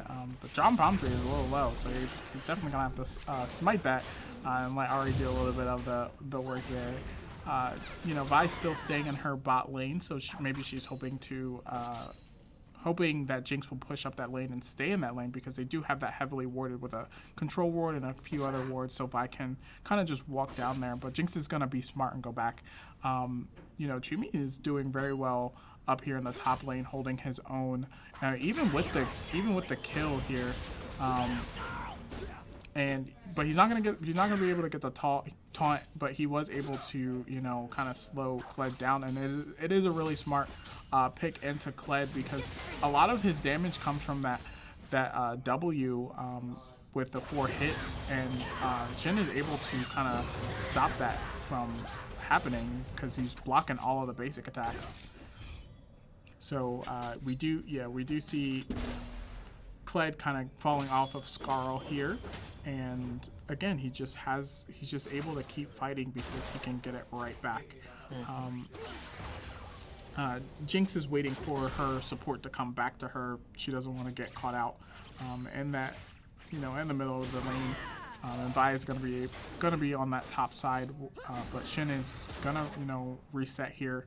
I mean, we do see an insight for Nocturne, and he does have his ult here, so they really do have to be careful. But it feels like they know that he's there. Is he on a ward? I don't know if he is. I don't think he's on a ward. I think they're just playing super passively. Just in retrospect, respecting the fact that it is a Jinx and a Seraphine. Because the moment Seraphine lands anything on any one of those members, they will explode. So he is gonna have to back off. Just gonna grab another camp. Can probably likely return in a moment. It probably also just because of the aggression that the Seraphine is posturing there. Definitely clearly that there might be someone. Sometimes that's one thing you can obviously notice, like when you are playing bot lane or support, you can notice that oh, if they're starting to play aggressive, there's probably someone there. Yes, and it looks like Hydro Kestrel did look to move downward, but Lysandra was able to catch that. And it looks like Vi is maybe caught out here. Nocturne's gonna the Charm's gonna go in, and Vi's gonna be taken down, and then also lose the battery and assault Vi's ult there to try to get out. But they were able to capitalize on that situation of Vi trying to get the scuttle and just kind of being out of rotation. Now Zen is able to push in a little bit more the tower, as well as the Reparo going down mid. Because there's no jungler to kind of match the lane or help the lane out here. So a lot of aggression coming out from CCC, which is very which is very understandable. Chumi is going to take a little bit of damage, but he's going to be able to get out. And for bot lane, that was a very smart play to kind of roam up with the team. Nocturne's going to go in top lane here, but Zen is going to be taken out and flashes the Ezreal ult, but they're unable to stop that fight, and Zen's going to be able to get out with the Renata, but Ghost is not going to be able to get out there with that ult being thrown out. Wasn't able to hit everyone, but was able to get someone. We do see MP Trig trying to get out, but he's not able to get out. And he actually queues into the Shin and Nocturne instead of queuing out. I don't know if that was a mistake or if he was just trying to get Chumi, but Chumi was too healthy to be taken down there. Yeah, he might have thought it was a little too dire at that point. He might need to just get out, or just try and take a kill with him as he's going out. That was probably the likely, as you said before. So, but unfortunately, did not go that way. Shen a little too tanky already at this point. He does already have the. They're not called ninja tabs anymore. I always forget what they're called. They're plated steel calves, I think is what they're called. But they've changed those names. No longer ninja tabbies. I feel like that's the old age brain at that point. From playing this game too long. That's season 1. We're on season. They didn't change it for so long. Some seasons, I don't know how old you are, but yes, I've been playing. You're showing your age. I've been playing the game definitely since season 1, but it's been a while, at least for that one. They do see some aggression here to obviously posture towards the jungle here, getting some good vision down, deep vision to prepare for this dragon here as we see Nocturne moving towards it. We do a little bit behind the tempo there. Shen playing back here if he needs to ult to the team to get involved. Obviously, Kled's can easily stop with that ultimate as well as the chain yank. But it doesn't matter at that point. Oh my goodness, that was so close. Ooh, yeah, that was a very close dragon seal from EMP. Abaxi? I don't know. I have never, not too sure, but definitely very close there. But we see that was a great, better jungler. Smite, holding the smite until it's very possible. Well, we do see that the Vi is coming over there, though. This might likely be the dropping, unfortunately, the Jinx. That might have been just a lucky grab, unfortunately, because it's not like they knew that the Jinx was there or anything. And unfortunately, their team was not in that position. They're looking to posture for the second Rift that's spawning once again to likely break this mid lane turret or possibly break the bot lane turret. We'll see here. Yeah, and Vi's kind of giving up some of these objectives here, and her team's not able to follow up on these objectives because she's not there. Jinx does try to steal the red, but and HLC is able to get that bot tower there. And it's kind of hard to know that Shin is ulting when everything is pitch black from the Nocturne ult. So I do agree with you with, the Kled kind of, is able to take out the Shin, but when you're completely blind. Oh yeah, it'll no, be hard. 100%. So that was a good pick from them making, that would be a good strategy for them to do when Shin ults, is to make sure everything is kind of black out. 100%. We do see that Rick Hill dropping top lane. There is already 2 members going, expecting. It seemed like they were expecting that, at least this Rick Hill charge here. Unfortunately, we're not able to bring a 3rd member up to be able to assist and be able to take that turret down. They are going to back off. Renata, though, they spot Renata at top lane, so there is no additional roaming from the support lane. Jinx at this point is meeting that Ezreal in the mid lane after they did grab that turret in the bot lane, but shouldn't be so much of a problem. There was already a healthy amount of damage that Ari did, as well as the first Rick Hill charge that went towards the mid turret. So now there are 2 turrets on very low thin ice from the side of Heartland. So we'll see what happens here. Continuing on. Yeah, CCC does have some siege capabilities here. They don't,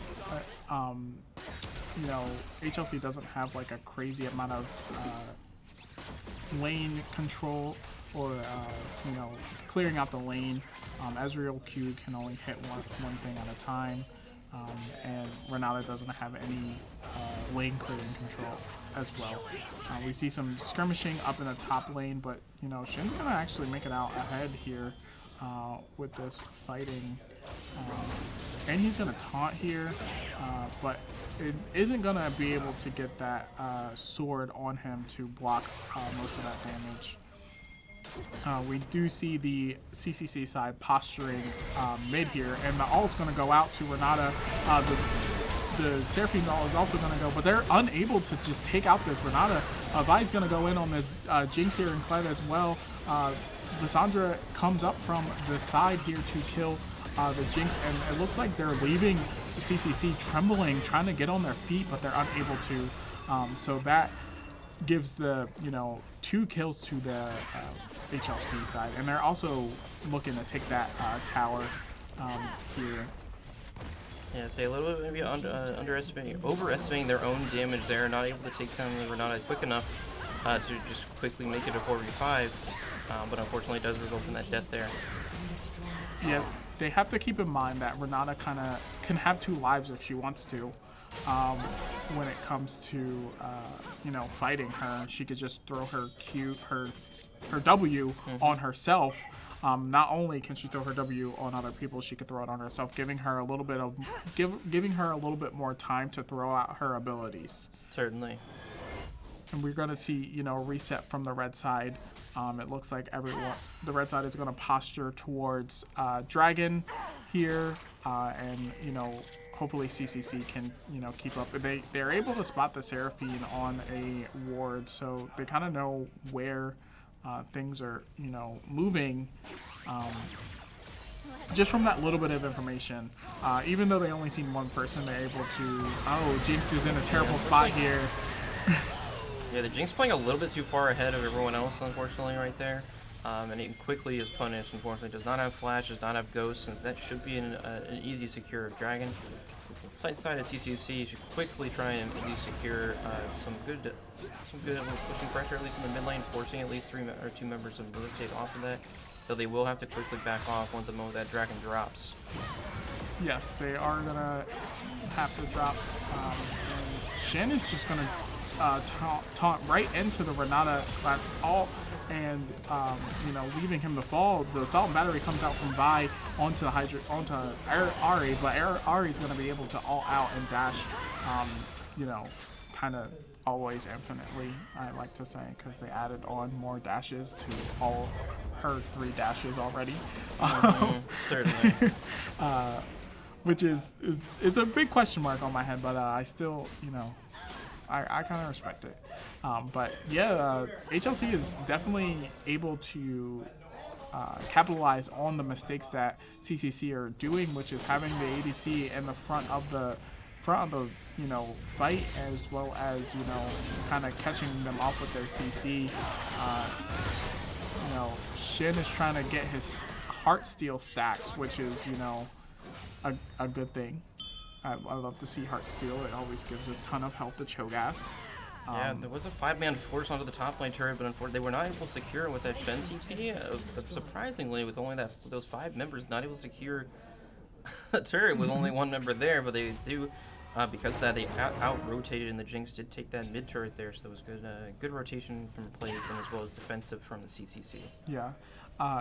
Jinx was able to take that mid lane there, and yeah, I think they just didn't know where the team was. That's why they kind of backed off, because they would have been overextended if they did try to fight for that top tower. And we see the upper hand is on the HLC side, but Cougars do still have a fair shot in this game. They're only 3K behind, and they just gotta learn from their couple of mistakes that they're making, and kind of change their gameplay off of that. We see Renata by herself, and we're everyone's gonna just dive on her. Hydra are gonna take that kill with the dash, and the Nocturne kind of just goes in, and they're looking towards fighting this Baron here. The right team's gonna collapse. You see Lissandra coming in, as well as Vi looking to do a smite steal, but there's no, Vi goes in, as well as, and they're keeping the Jinx alive, which is kind of hard. Shin ult and is gonna not be able to come in, but that did stop them from. That did stop CCC from getting the Baron. That was a good fight all around. They definitely need to peel for Jinx there, because she was able to get ramped up, and Chumi did have the right thought on keeping the Jinx alive, but the Lissandra thralls and the Lissandra damage is kind of hard to fight against sometimes when you already have when you're already low in numbers. Yeah, certainly it was definitely a good engage to stop. But say CCG just need to notice a little bit quicker the fact that Kled ult is very transparent in where that Kled is going, and they definitely sat there a little bit too long. I felt like they definitely should have backed away from that fight, and as well as the Ezreal did get sniped from the Seraphine ult. Definitely could have been a quick and easy primary target. Just Renata is going to go down once again here. Once again, roaming by themselves, does get dropped once again. This is going to be the pings for once again that they are pinging for this Baron once again. However, the Kled is now going to be TPing behind them. However, at this point, the Kled and the Shen is by himself though on the other side here. Can he get back over? And the Kled ult is going to be coming in once again. Seraphine already low at this point though, is not going to be on no ults as well. It's going to be a little bit of a mistake here. I feel like if anything, Heartland can grab the Baron now themselves with that fact. I was a little bit over assuming that they were going to be strong enough for that fight. It didn't happen the first time. Why do it again? Yeah, I think they said like, hey, we got Renata, a big person out of that, fight, but they still got to remember that, Lissandra is a big team fighter, as well as Kled is a big team fighter, and, the Vi can kind of just run to the back lane all the time. She didn't even use her ult. Vi didn't even use her ult that time, and was able to stop, most of the, backline from, doing what they were supposed to do. So, they have to, keep that in mind, that they do have more than just one strong team fighter in this on that opposing team. Certainly, and I think they were just thinking because they probably didn't need, they were assuming like some of those ults maybe weren't back yet, but a lot of the ults on the side on HLC are pretty low cooldown base, so that's definitely not necessarily the case. Yeah, I know Vi's ult is pretty low on cooldown, Renata's ult is pretty low on cooldown. Kled is like decently, Lissandra is also pretty low, especially when you're building cooldown constantly, so. Oh, 100%, especially if she's building that. She did build the continued lockdown that goes from with Lissandra there. Yeah, and they are on, Here comes the flank once again from Kled, right? It's going to be quickly, it is blocked, at least to stop the initial. Unfortunately, they just quickly get collapsed on. The other members are just a little bit out of position there. Yeah, and we didn't see an ult from Shin. Jinx was immediately kind of locked down with the Renata ult as well as the Lissandra ult, you know, which is kind of, you know, taxing for CCC's side. You know, you just kind of, and then Kled is coming from the back, and there's nowhere to run because you just have someone rolling towards you. It's, you know, kind of hard to deal with, especially as a Jinx when you don't know which way to go. ADCs run off of position, and if you're not in the right position, which HLC is making it hard to do, because they're coming from all different angles. You know, you can't do anything. So Kled coming from, you know, behind, and then you have Lissandra kind of eating in, and then Vi kind of throwing herself at you is kind of hard to, you know, to deal with. You know, we see Vi off on the side lanes. Shin is gonna try to just drop back and get that tower. I don't think I think he's saying it's not even worth my death. They have Baron. I'm just gonna try to wait that out. And you know, we see John Palm Tree doing some counter jungling, but it looks like they need some forces in top lane here, because that second tower is looking to go down again. And Shin cannot protect against 4 members there, so he can protect his team, but he can't protect his tower.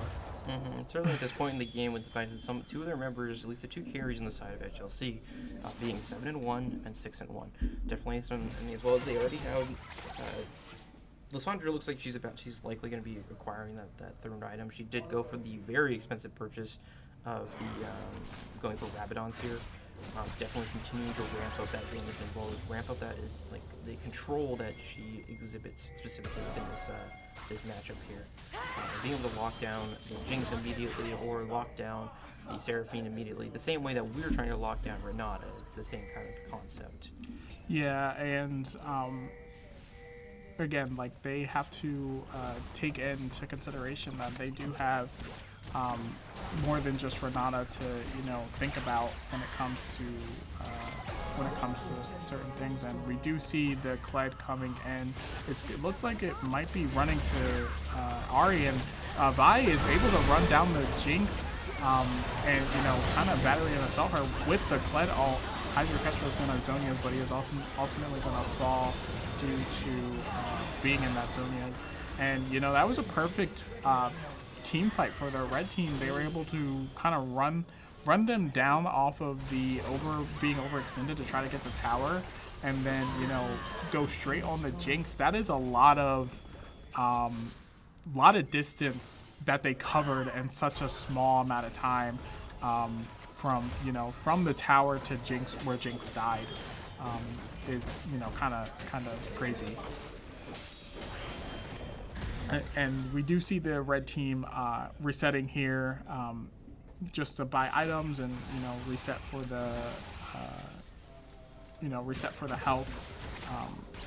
Blue team is kind of recovering from their lanes being pushed, and we do see Lissandra up here, as well as the red team working around Baron. They already have some ward control, so let's see what their ward control looks like after they are done fully warding. Chumi's gonna take out that ward, but he's gonna get some damage onto him, trying to take out that ward, and then there's another ward being replaced. That blue ward probably should have been saved for the Baron there, because blue team is definitely not doesn't have any vision there, and I mean, this is a good fight here for both teams, but ultimately red team has more damage, so they're you know, they're not able to get any kills for the blue team. That was a very good position for both teams to be on, because you have the Renata ult kind of running down the lane, as well as the Seraphine ult also running down the lane. But it just looks like since it's AV24, red team already has the damage to just kind of stop that Seraphine ult from being so strong. Yeah, certainly. A lot of things about why the Seraphine, at least the last game, was strong is because of the fact that they were ahead for most of the game. And it was also picked in specifically in Nvidia, so it's a little bit different when you're placing it in the bot lane. You don't play as aggressive, I would say, with that click. A lot more with the fact you had an aggressive pick, like your chase. Definitely maybe some little bit. The game definitely got out of hand. Like the comp could have been good. Yeah. But when it's behind, it's definitely rougher. Specifically when you have a champion like Kled, who can basically just deliver 3 of those members super quick onto the backline, compared to some other champions that would require that. Yeah, and not only does Kled get you closer to the enemy team, the team also has some extended gap closers with the Lissandra Claw and the Vi Q as well as Vi's ult. So, you know, it's kind of hard to, you know, get out of that so much distance being closed in on you. And then we did see the Kled here kind of go straight from there. He went from Baron and ulted all the way to Dragon with his team to get it faster, to get to it faster so they could take it before, you know, CCC kind of got up. We do see Seraphine ulting, getting Lissandra called in. Lissandra is called in, but you know, Jace got hit in that fight and was you know, kind of hitting her own team and not hitting their team.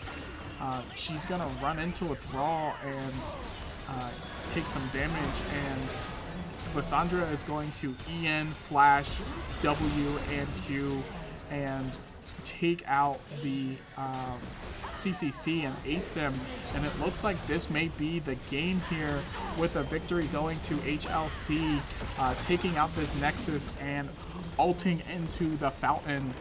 We will be right back for another game because we are hungry here, and you know, we like playing League. That's right, we like doing League. We'll see what we can bring out for as we go into the third game here, or fourth game. Fourth game. Let's go into the fourth game here going in. Well, we're gonna take a quick break here.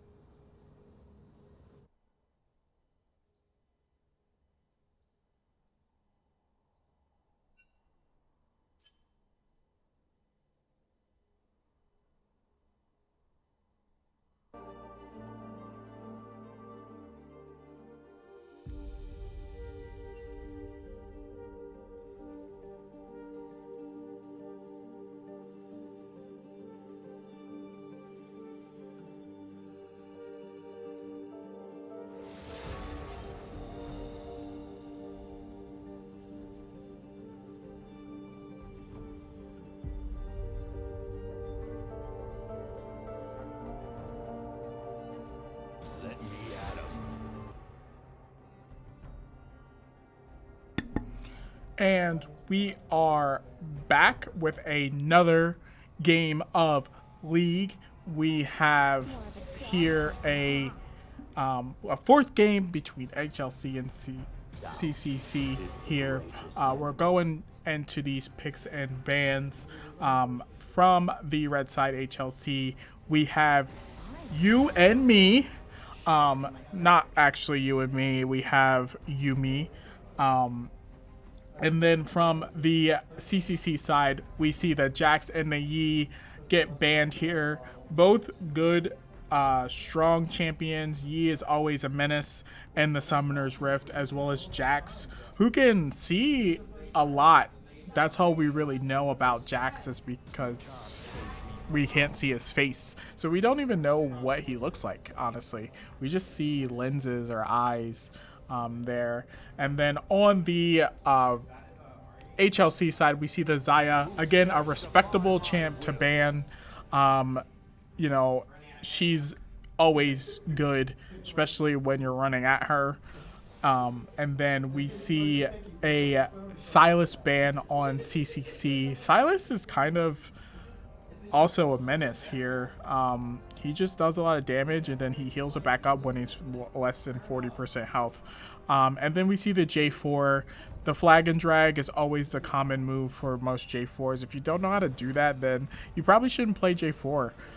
For the first pick, we do see Renata Glass here. It looks like CCC is going to take from the HLC side and get that Renata Glass for the ult and the shielding and the undying purposes for undying. We see Kled and Vi get picked out there. Very strong too. Last game Kled was able to kind of run in to get that Vi to ult whoever they were targeting, which in case was the Jinx last game. So it was, you know, it looks like they're gonna try to play that solid, you know, that solid last game. Just kind of have Kled ult to get the Vi to ult. We have a Ari coming out from the CCC side here. Ari was doing good, dashing around, making sure everything was charmed. And then we have a Zac coming out from the first game here, and then I thought we saw a Ivern there. I don't know what you're talking about, but it looks like Lissandra's going to be replaced with that Ivern. I mean, that would have been I would love to see some Ivern. I've never, there's no like, good I want to see a good Ivern play. But it gets replaced with the Lissandra, so I mean, okay, we'll take it. We'll take it.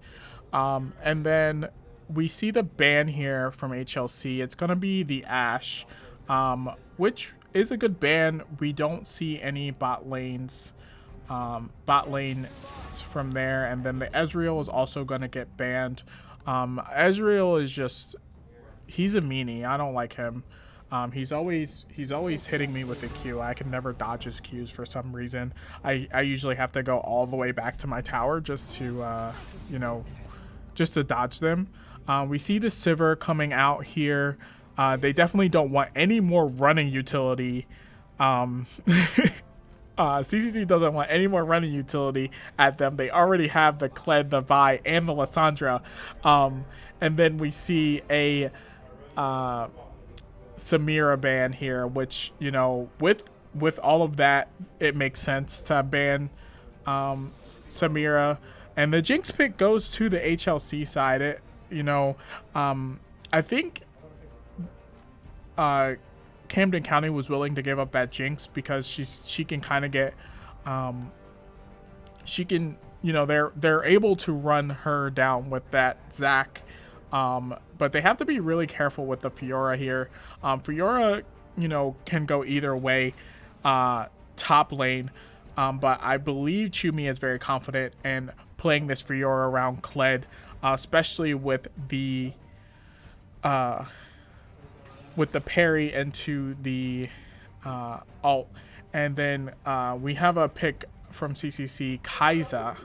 It's not Kasai, it's Kai'Sa, which is a very strong pick. Kind of plays like Vayne, has invisibility, has a lot of attack speed, a lot of different damage build, and a lot of different item builds as well. She's very versatile when it comes to being an ADC, because she can kind of build ADC, like AP ADC or on hit ADC, because she just kind of does whatever she wants, as well as getting her buffs to her original abilities. And then finally, we see a Soraka to seal off the HLC team.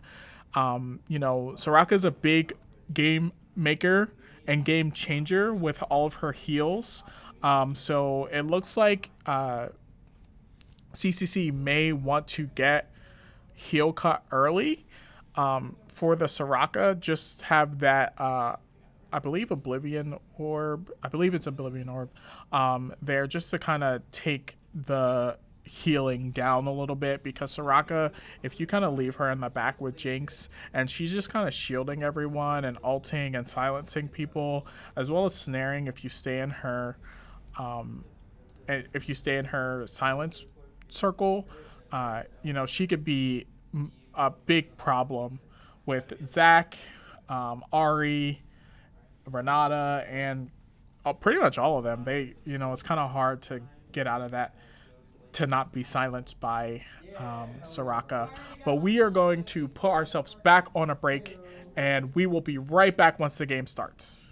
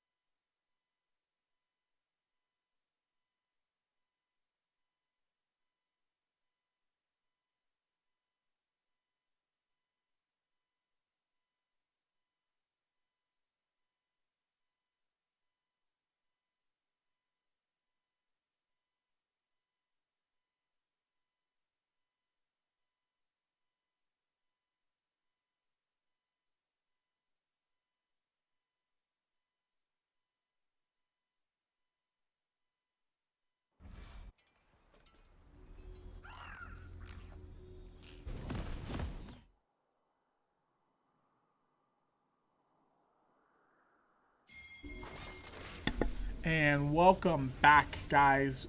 Cougar Esports.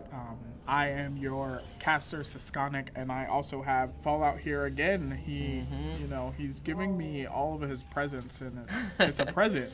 Summoner's Rift. What are you looking to see from either of these teams here? So a little bit different than the last game. We were trying to at least just ignore the Kled because we know he is an early game champion.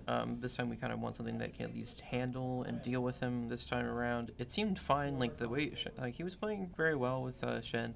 However, we want to make sure some of our best players are on something that they're like at least that they can at least impact the game a lot more. And so that's what we were doing here. We thought about some other picks, but we wanted to try and grab that Vi early, but unfortunately we weren't able to grab it. But we did grab the Renata, so we have Renata and Ahri. So maybe that's the recipe for work. So we have two hefty one tricks on each other on two teams. So we'll see what happens here. Yeah, the Renata is a very smart play because you can kind of. We saw that HLC was looking to kind of run in with Kled and then finish off that gap close with Vi and Lissandra, whereas Renata can kind of prime her ult while Kled is kind of running them down. And, it's kind of hard to stop and turn on a dime when you have a wave coming at you.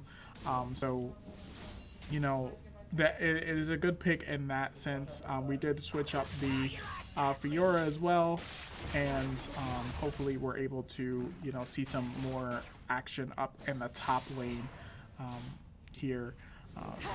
Looks like the junglers here are going to go to their blues respectfully and then kind of run to their reds as well and maybe look for a gank.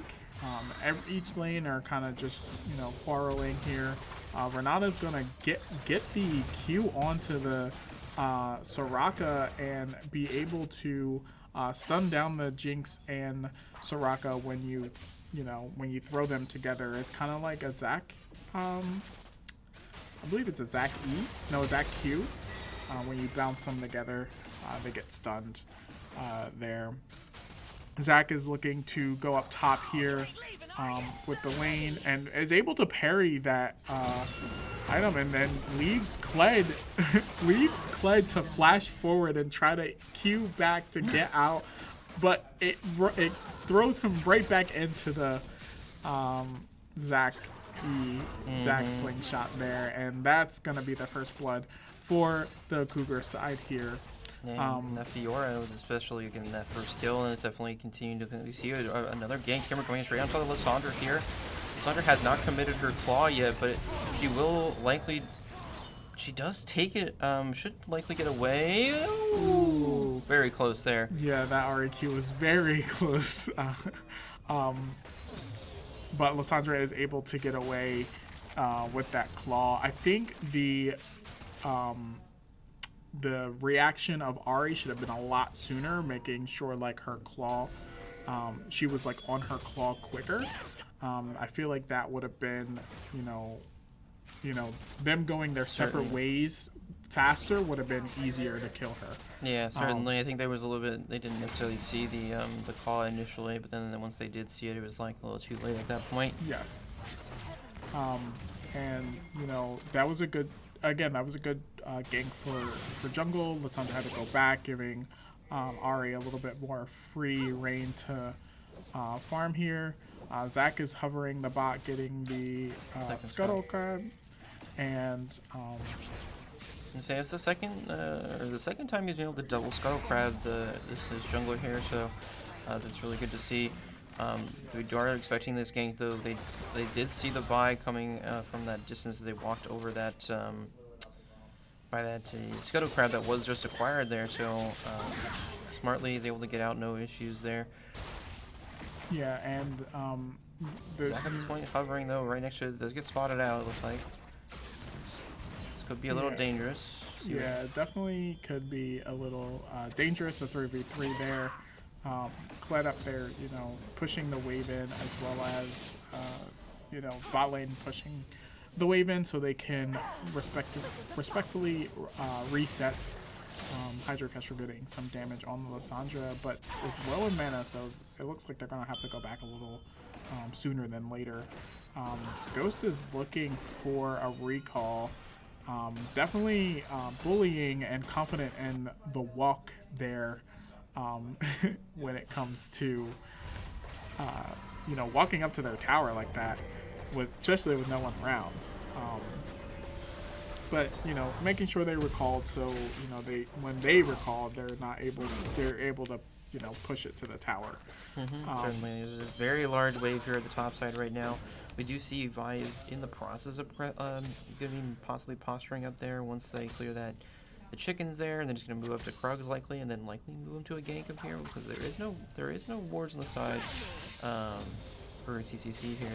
He's able to get that mark there. Gets a second one. Though unfortunately the Vi is here once again. It's already ready, but there's a flash that's burned out. The Vi does not have ultimate, so he's able to get away from that one. Yeah, and they have to be very careful with these Kled and these Vi alts here, because once they are able to kind of roam into other lanes, they're able to run them down. They do have a lot of counter attacks with the Ari kind of dashing out. Zax can slingshot, Renata can ult back, Kaiser can probably dash out. Kind of hard to do, but you can definitely dash out towards the enemy, definitely not away, but obviously once again the goal is likely going to be the Fiora can technically there are two ways that they can stop this oh goodness, here comes the Vi once again, as they didn't leave very much. Fiora is able to dodge the Vi or the Kled Q and stun the Vi and start ulting the Vi, but it's just the ults are just too much for Fiora to just parry all the time. She can only have that ability up every 19 it's a long cooldown seconds, so yeah. she can't parry them all. No, certainly not. I'd say it was very close. It was almost a turnaround from the side against CCC, and we'll love to see it to me. Definitely want to continue to see some pressure, though. We do see that invading because they did spot out the Vi up there. That is going to be the invade onto the blue buff there. Smartly so. Yeah, we do see that invade, and Zach may want the bot lane to kind of slow down, but it looks like he's just gonna go back, and they still know that Vi isn't on the map just yet, so they're able to crash this wave here in bot lane and be a little bit more aggressive. We do see some pings towards the Rift Herald. Hydro Catcher moving up to ward it here. Ghost is standing on the ward, so they need to be careful there.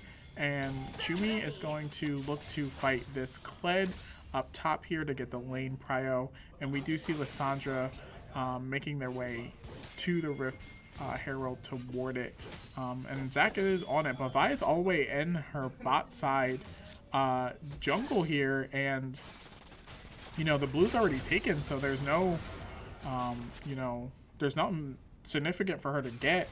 So Zach has one-upped the Vi there when it comes to rotations and moving things. Yeah, certainly with at least there are two members of two solo lanes having the pressure, being able to push these lanes in, not allowing that any other additional pressure to help Zach. But however, eventually the retro does go down there, and there is the pickup of the eye.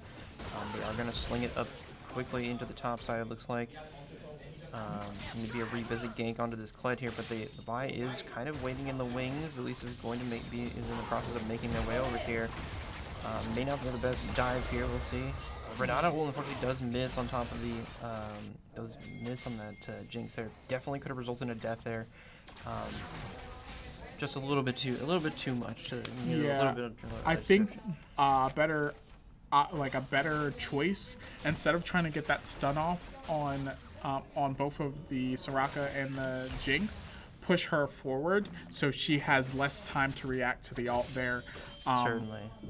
Because sometimes the stun isn't always the best, option. It's just, you know, if you follow up with another, if you're going to follow up with another stun, I mean, especially when it's, you know, an ADC attacking a support who can't heal herself. I feel like that would have been a better option to, and then, you know, a Kai'Sa dash and would have been equally as great as well. I'm happy about this ward that was placed there in that bush because of that fight that did happen. Oh, the Jinx did not get their back off, and this will almost 100% likely be a death here. The Soraka does come down though, and eventually does get trapped, and that kill does get transferred over to the Kai'Sa, so that is a boon towards that Kai'Sa, as once again this lane generally favors the Jinx. However, Jinx v one person or two people, unfortunately, at that point. We saw that last game, as we saw Zyken getting definitely punished very heavily in last game, and specifically we're seeing it once again on the side of HLC playing the Jinx side. Yeah. Yeah, Jinx has no, like, she can't get out of everything, so, you know, it's kind of hard when you're alone and you don't have any, like, support going on. But it was very well executed for the, you know, Ahri to kind of wait out everything to see what was going to be, you know, what was going to be spent to save Jinx's life. And Ahri's, you know, in a little bit of a pickle here, but it's going to charm the Jinx, and it's not going to be enough here when it comes to trying to get out or kill the Jinx. And Soraka is back to what she normally does. It's healing her back up to full health. And, you know, red team is going to be able to pull out the dragon and take it, or start it at least. We see Zac off in the wings here. We do see the pink ward, so they do have it, and it looks like Zac was just gonna walk up and you know, kind of smite it. Vi is off in the wings. They're trying to make it in it, and the counter engage from Kled is gonna hit. Oh nope, it's not gonna hit the Renata, but it is going to allow Kai'Sa to go in, but she's, you know, stuck here. And she's gonna be able to kill a Jinx before she gets taken down. You know, this fight is a very extended fight through the Soraka. Zac is in his passive. They're trying to keep him protected, and it looks like they may be able to go back into a counter fight and take down the Kled before they're able to continue. But it looks like they may be backing off here. And Chumi's gonna do a great dodge there from that Vi getting out with that dash. That was like a blink of an eye dash. I don't know if that was planned or like calculated, but I wouldn't have been able to pull that one off. No, but certainly one thing that was honestly surprising about that is the fact that Hydra was not even there at all. That was a 4v5, and they were able to get away with that with only dropping one member there, only Kai'Sa. Yes. Even though they did technically lose Ahri in the mid lane before that, they did acquire the dragon on the side of HLC, but at a heavy cost of losing lots of the members on the other side. Yeah, and it was, I did like how the Zac did use his tankiness to kind of walk up on them. He's like, I'm not gonna slingshot when I could just kind of, you know, tank you out. Exactly. Yeah, utilize the slingshot later on specifically, and that's what they did later on with the initial secondary engage there. Yeah, and you know, Chumi's looking to aggress here. He's gonna get pulled back, but he's gonna knock the Kled out of Skarl. Knock the Skarl out of Kled, actually. But you know, they gotta keep in mind that Kled calls Skarl back pretty aggressively, and you know, Chumi is going to get out because he gets silenced from the Soraka. And it looks like they're hovering towards the Rift Herald here. I believe they want to, you know, capitalize on that second Rift Herald. But Red Team is actually prepared this time when it comes to getting some of these objectives, which is good. Certainly, they're definitely seeing signs of life with objectives, but they didn't need them last game. But continuing onward, Hydra definitely utilizing as much as possible, just roaming, the fact that you can roam across the map a lot faster than this Lissandra here. Lysandra, though, stacking up on top of where their ADC is, seems a little odd, I feel like, compared to what you're normally supposed to do. Generally going to match your opposing person. Very likely is my assumption they know they don't have teleport, so they're just trying to pressure or wait for this Rift Tail. There is Rift Tail spawning. Yes. There is some aggression here we do see going up towards this Kled here, trying to get him low. However, he does not have any other members around him, but he's just going to look quickly. Oh, unfortunately, he did not continue to go for it. I feel like he could have probably finished that Kled off. And on the backside, the other members are getting caught out. You see this fight can continue to extend. Lysandra does eventually get far enough out, but it's not far enough. Eventually then does go down to the Kled there, but the Marco will definitely go down here. On the other side, John Palmtree was able to keep the other members on the other side. Kled eventually does get pulled off of the Scarl there. Cameron going in for it. The two ADCs trade under turret.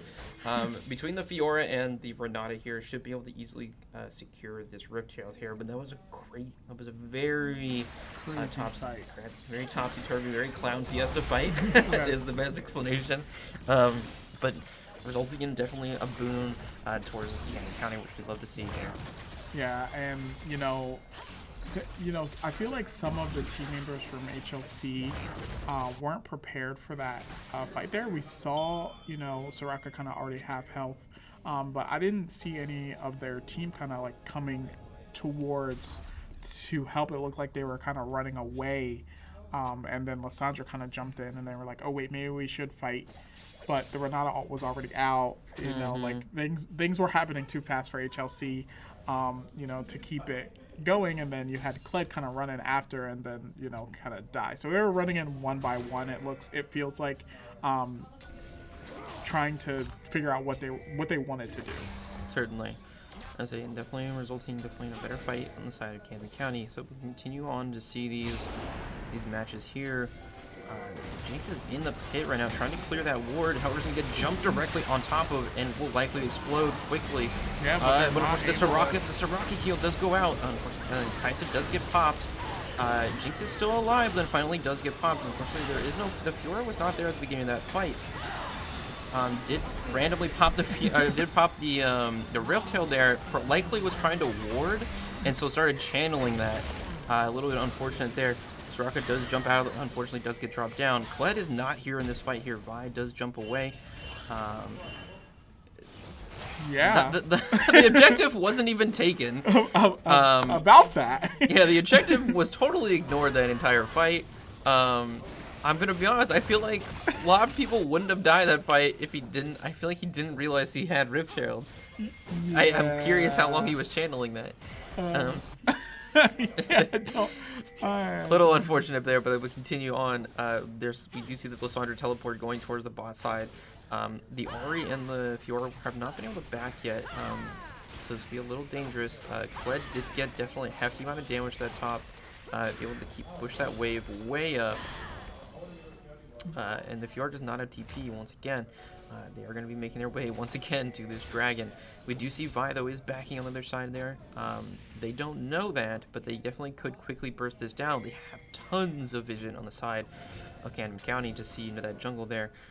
They definitely have it all the way across. They likely could have burned this down quickly, but they're going to move towards this Jinx here. And Jinx quickly moves, smartly backs up, likely through their trap. Hydro does see that Soraka trying to ward and is able to catch her and trying to get that ward. And it looks like they're gonna do the dragon now. There's no vision on from the red side here. Jinx is gonna try to steal it, but wasn't enough to execute it. Yeah, it wasn't enough to execute. As well as I believe they actually recently, in favor of, oh my goodness, thank you, Riot Games, they removed the execute onto two large minions, specifically Baron and Dragon for the Jinx ultimate and Ezreal ult and things like that. It no longer does that. So that was very helpful, at least, and definitely we saw that. I feel like that would have been an execute in a couple patches ago before they removed that. Yeah, it could have been an execute there. Whichever prioritizes first, the smite or the rocket. Well, he didn't smite until after it until the Jinx ult hit, so that was one thing I saw. You are correct.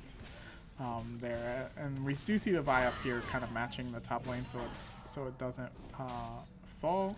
We see Kai'Sa going bot lane, but I feel like there should be a mid lane. Yeah, Kai'Sa's now maybe looking to red and then mid lane. Soraka over there kind of trying to make sure, and Chumi's just gonna like say, hey, I'm just gonna wait and make sure the scuttle goes the opposite way so you can't smite it out. Yeah, smartly done to say it's one way to counter the smite steal of the crab is you just stop hitting it and you walk away and you let it move it, let it scuttle along, you know? Yeah, scuttle, definitely let it scuttle along with the scuttle crab. Vi is looking to get this blue here. It is going to be smited. John Palm Tree slingshots onto the Vi instead of slingshotting out. Yeah, I think that may just let go of the slingshot a little too early, as it kind of looked like. Oh, this is an interesting engage here. I say Vi is one of those members that can definitely stop that engage. And Kai'Sa is getting caught out here, and the charm misses there, and the rocket doesn't.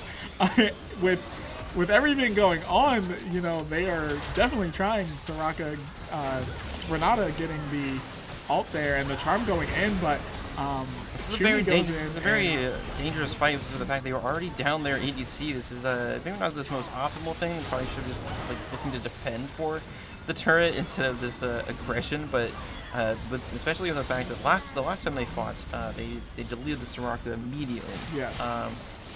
So it's a little bit different here. Fortunately, the Soraka was not caught out or anything like that, so they were able to get quickly some good damage out, and that's 2 turrets on the side of HLC to continue to swing the goal lead back towards their favor. Yeah, and it looks like they're going to head to,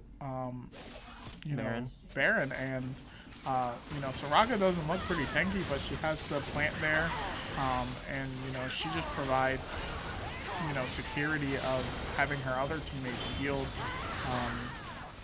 when it comes to that, and she's just gonna back off because she doesn't even need to be there for the damage output, and all of her teammates are all healthy.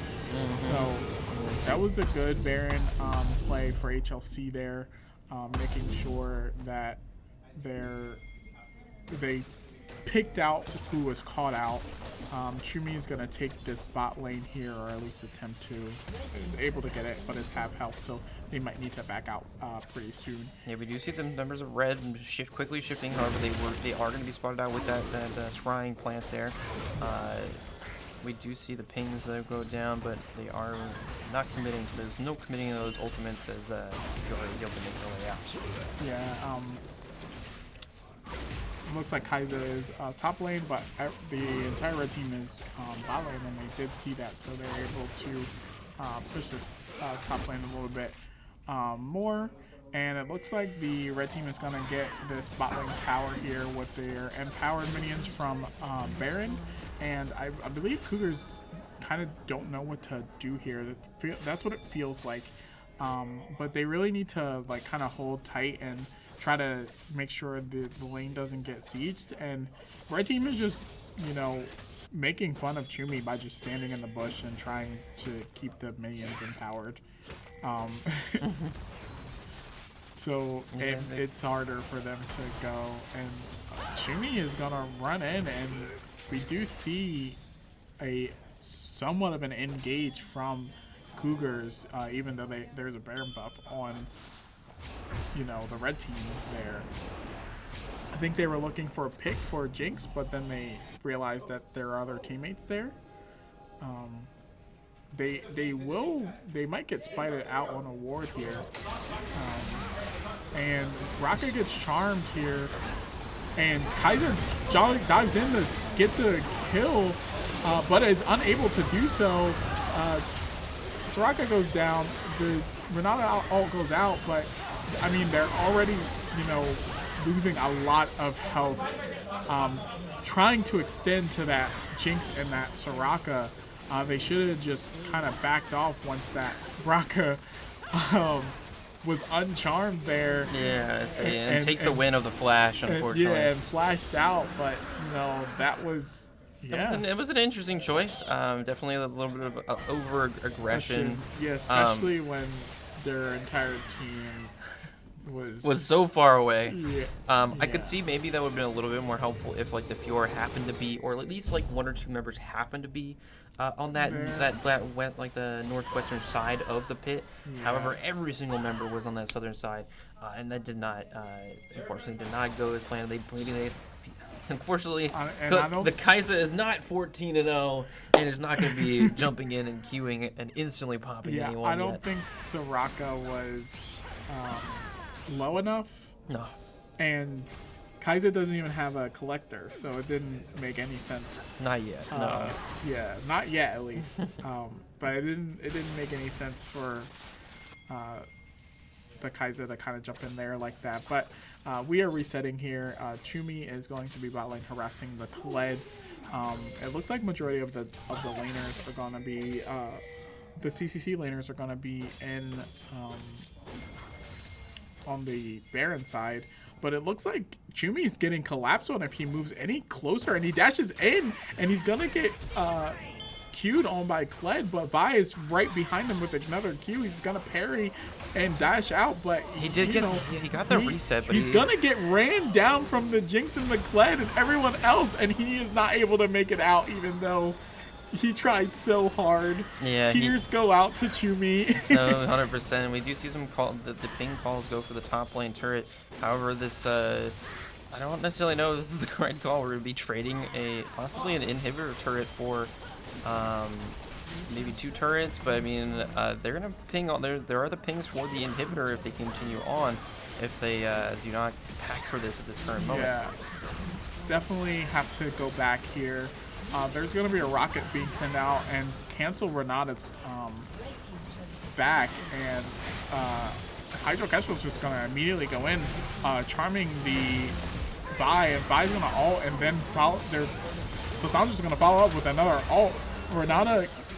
Renata hitting some enemies, the slingshot going out from Zac, and Chumi is back up and running and is able to, kill the Jinx and well, not kill, but like help out with the Jinx, and that was a pretty clean comeback from CCC there with trying to get back. Chumi teleports to the mid lane tower here and is gonna get the inhib to counter that.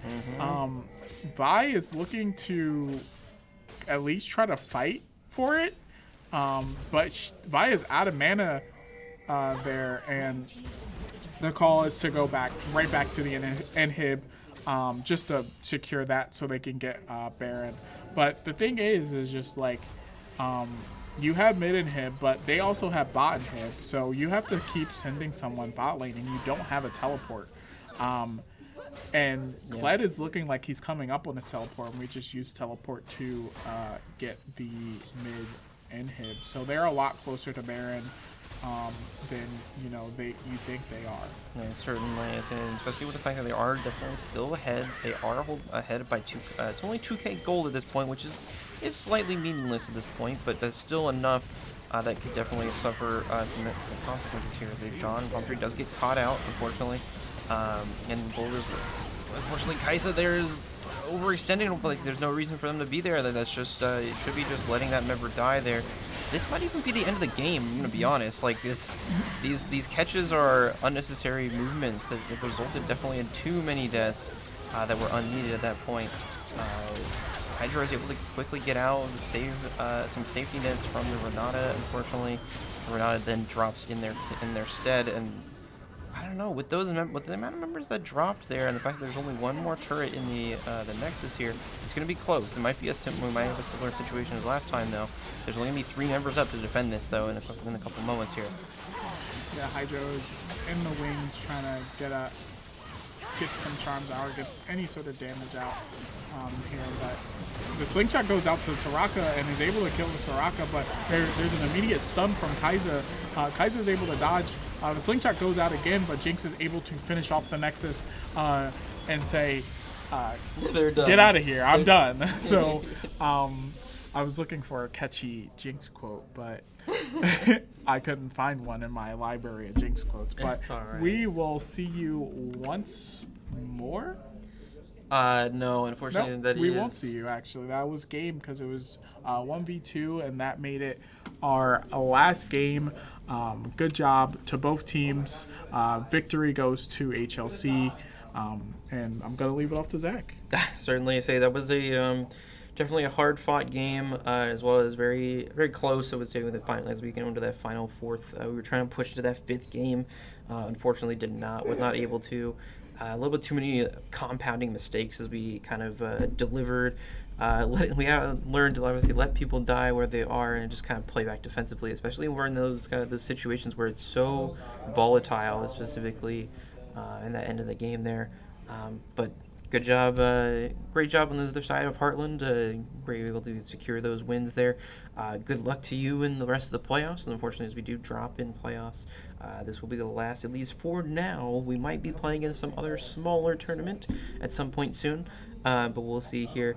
Thank you very much for having us, and thank you very much, Quan, for casting as well. The first 2 games by yourself, and then we got you. I was able to help you out for the last 2. But great job, at least well-fought Canby County and well-fought Cougars, and go Cougars to end the night. Yeah, don't forget to follow us on Twitch as well as Twitter as well as Instagram. We will see you in the next game of League of Legends. Certainly. And have a good night.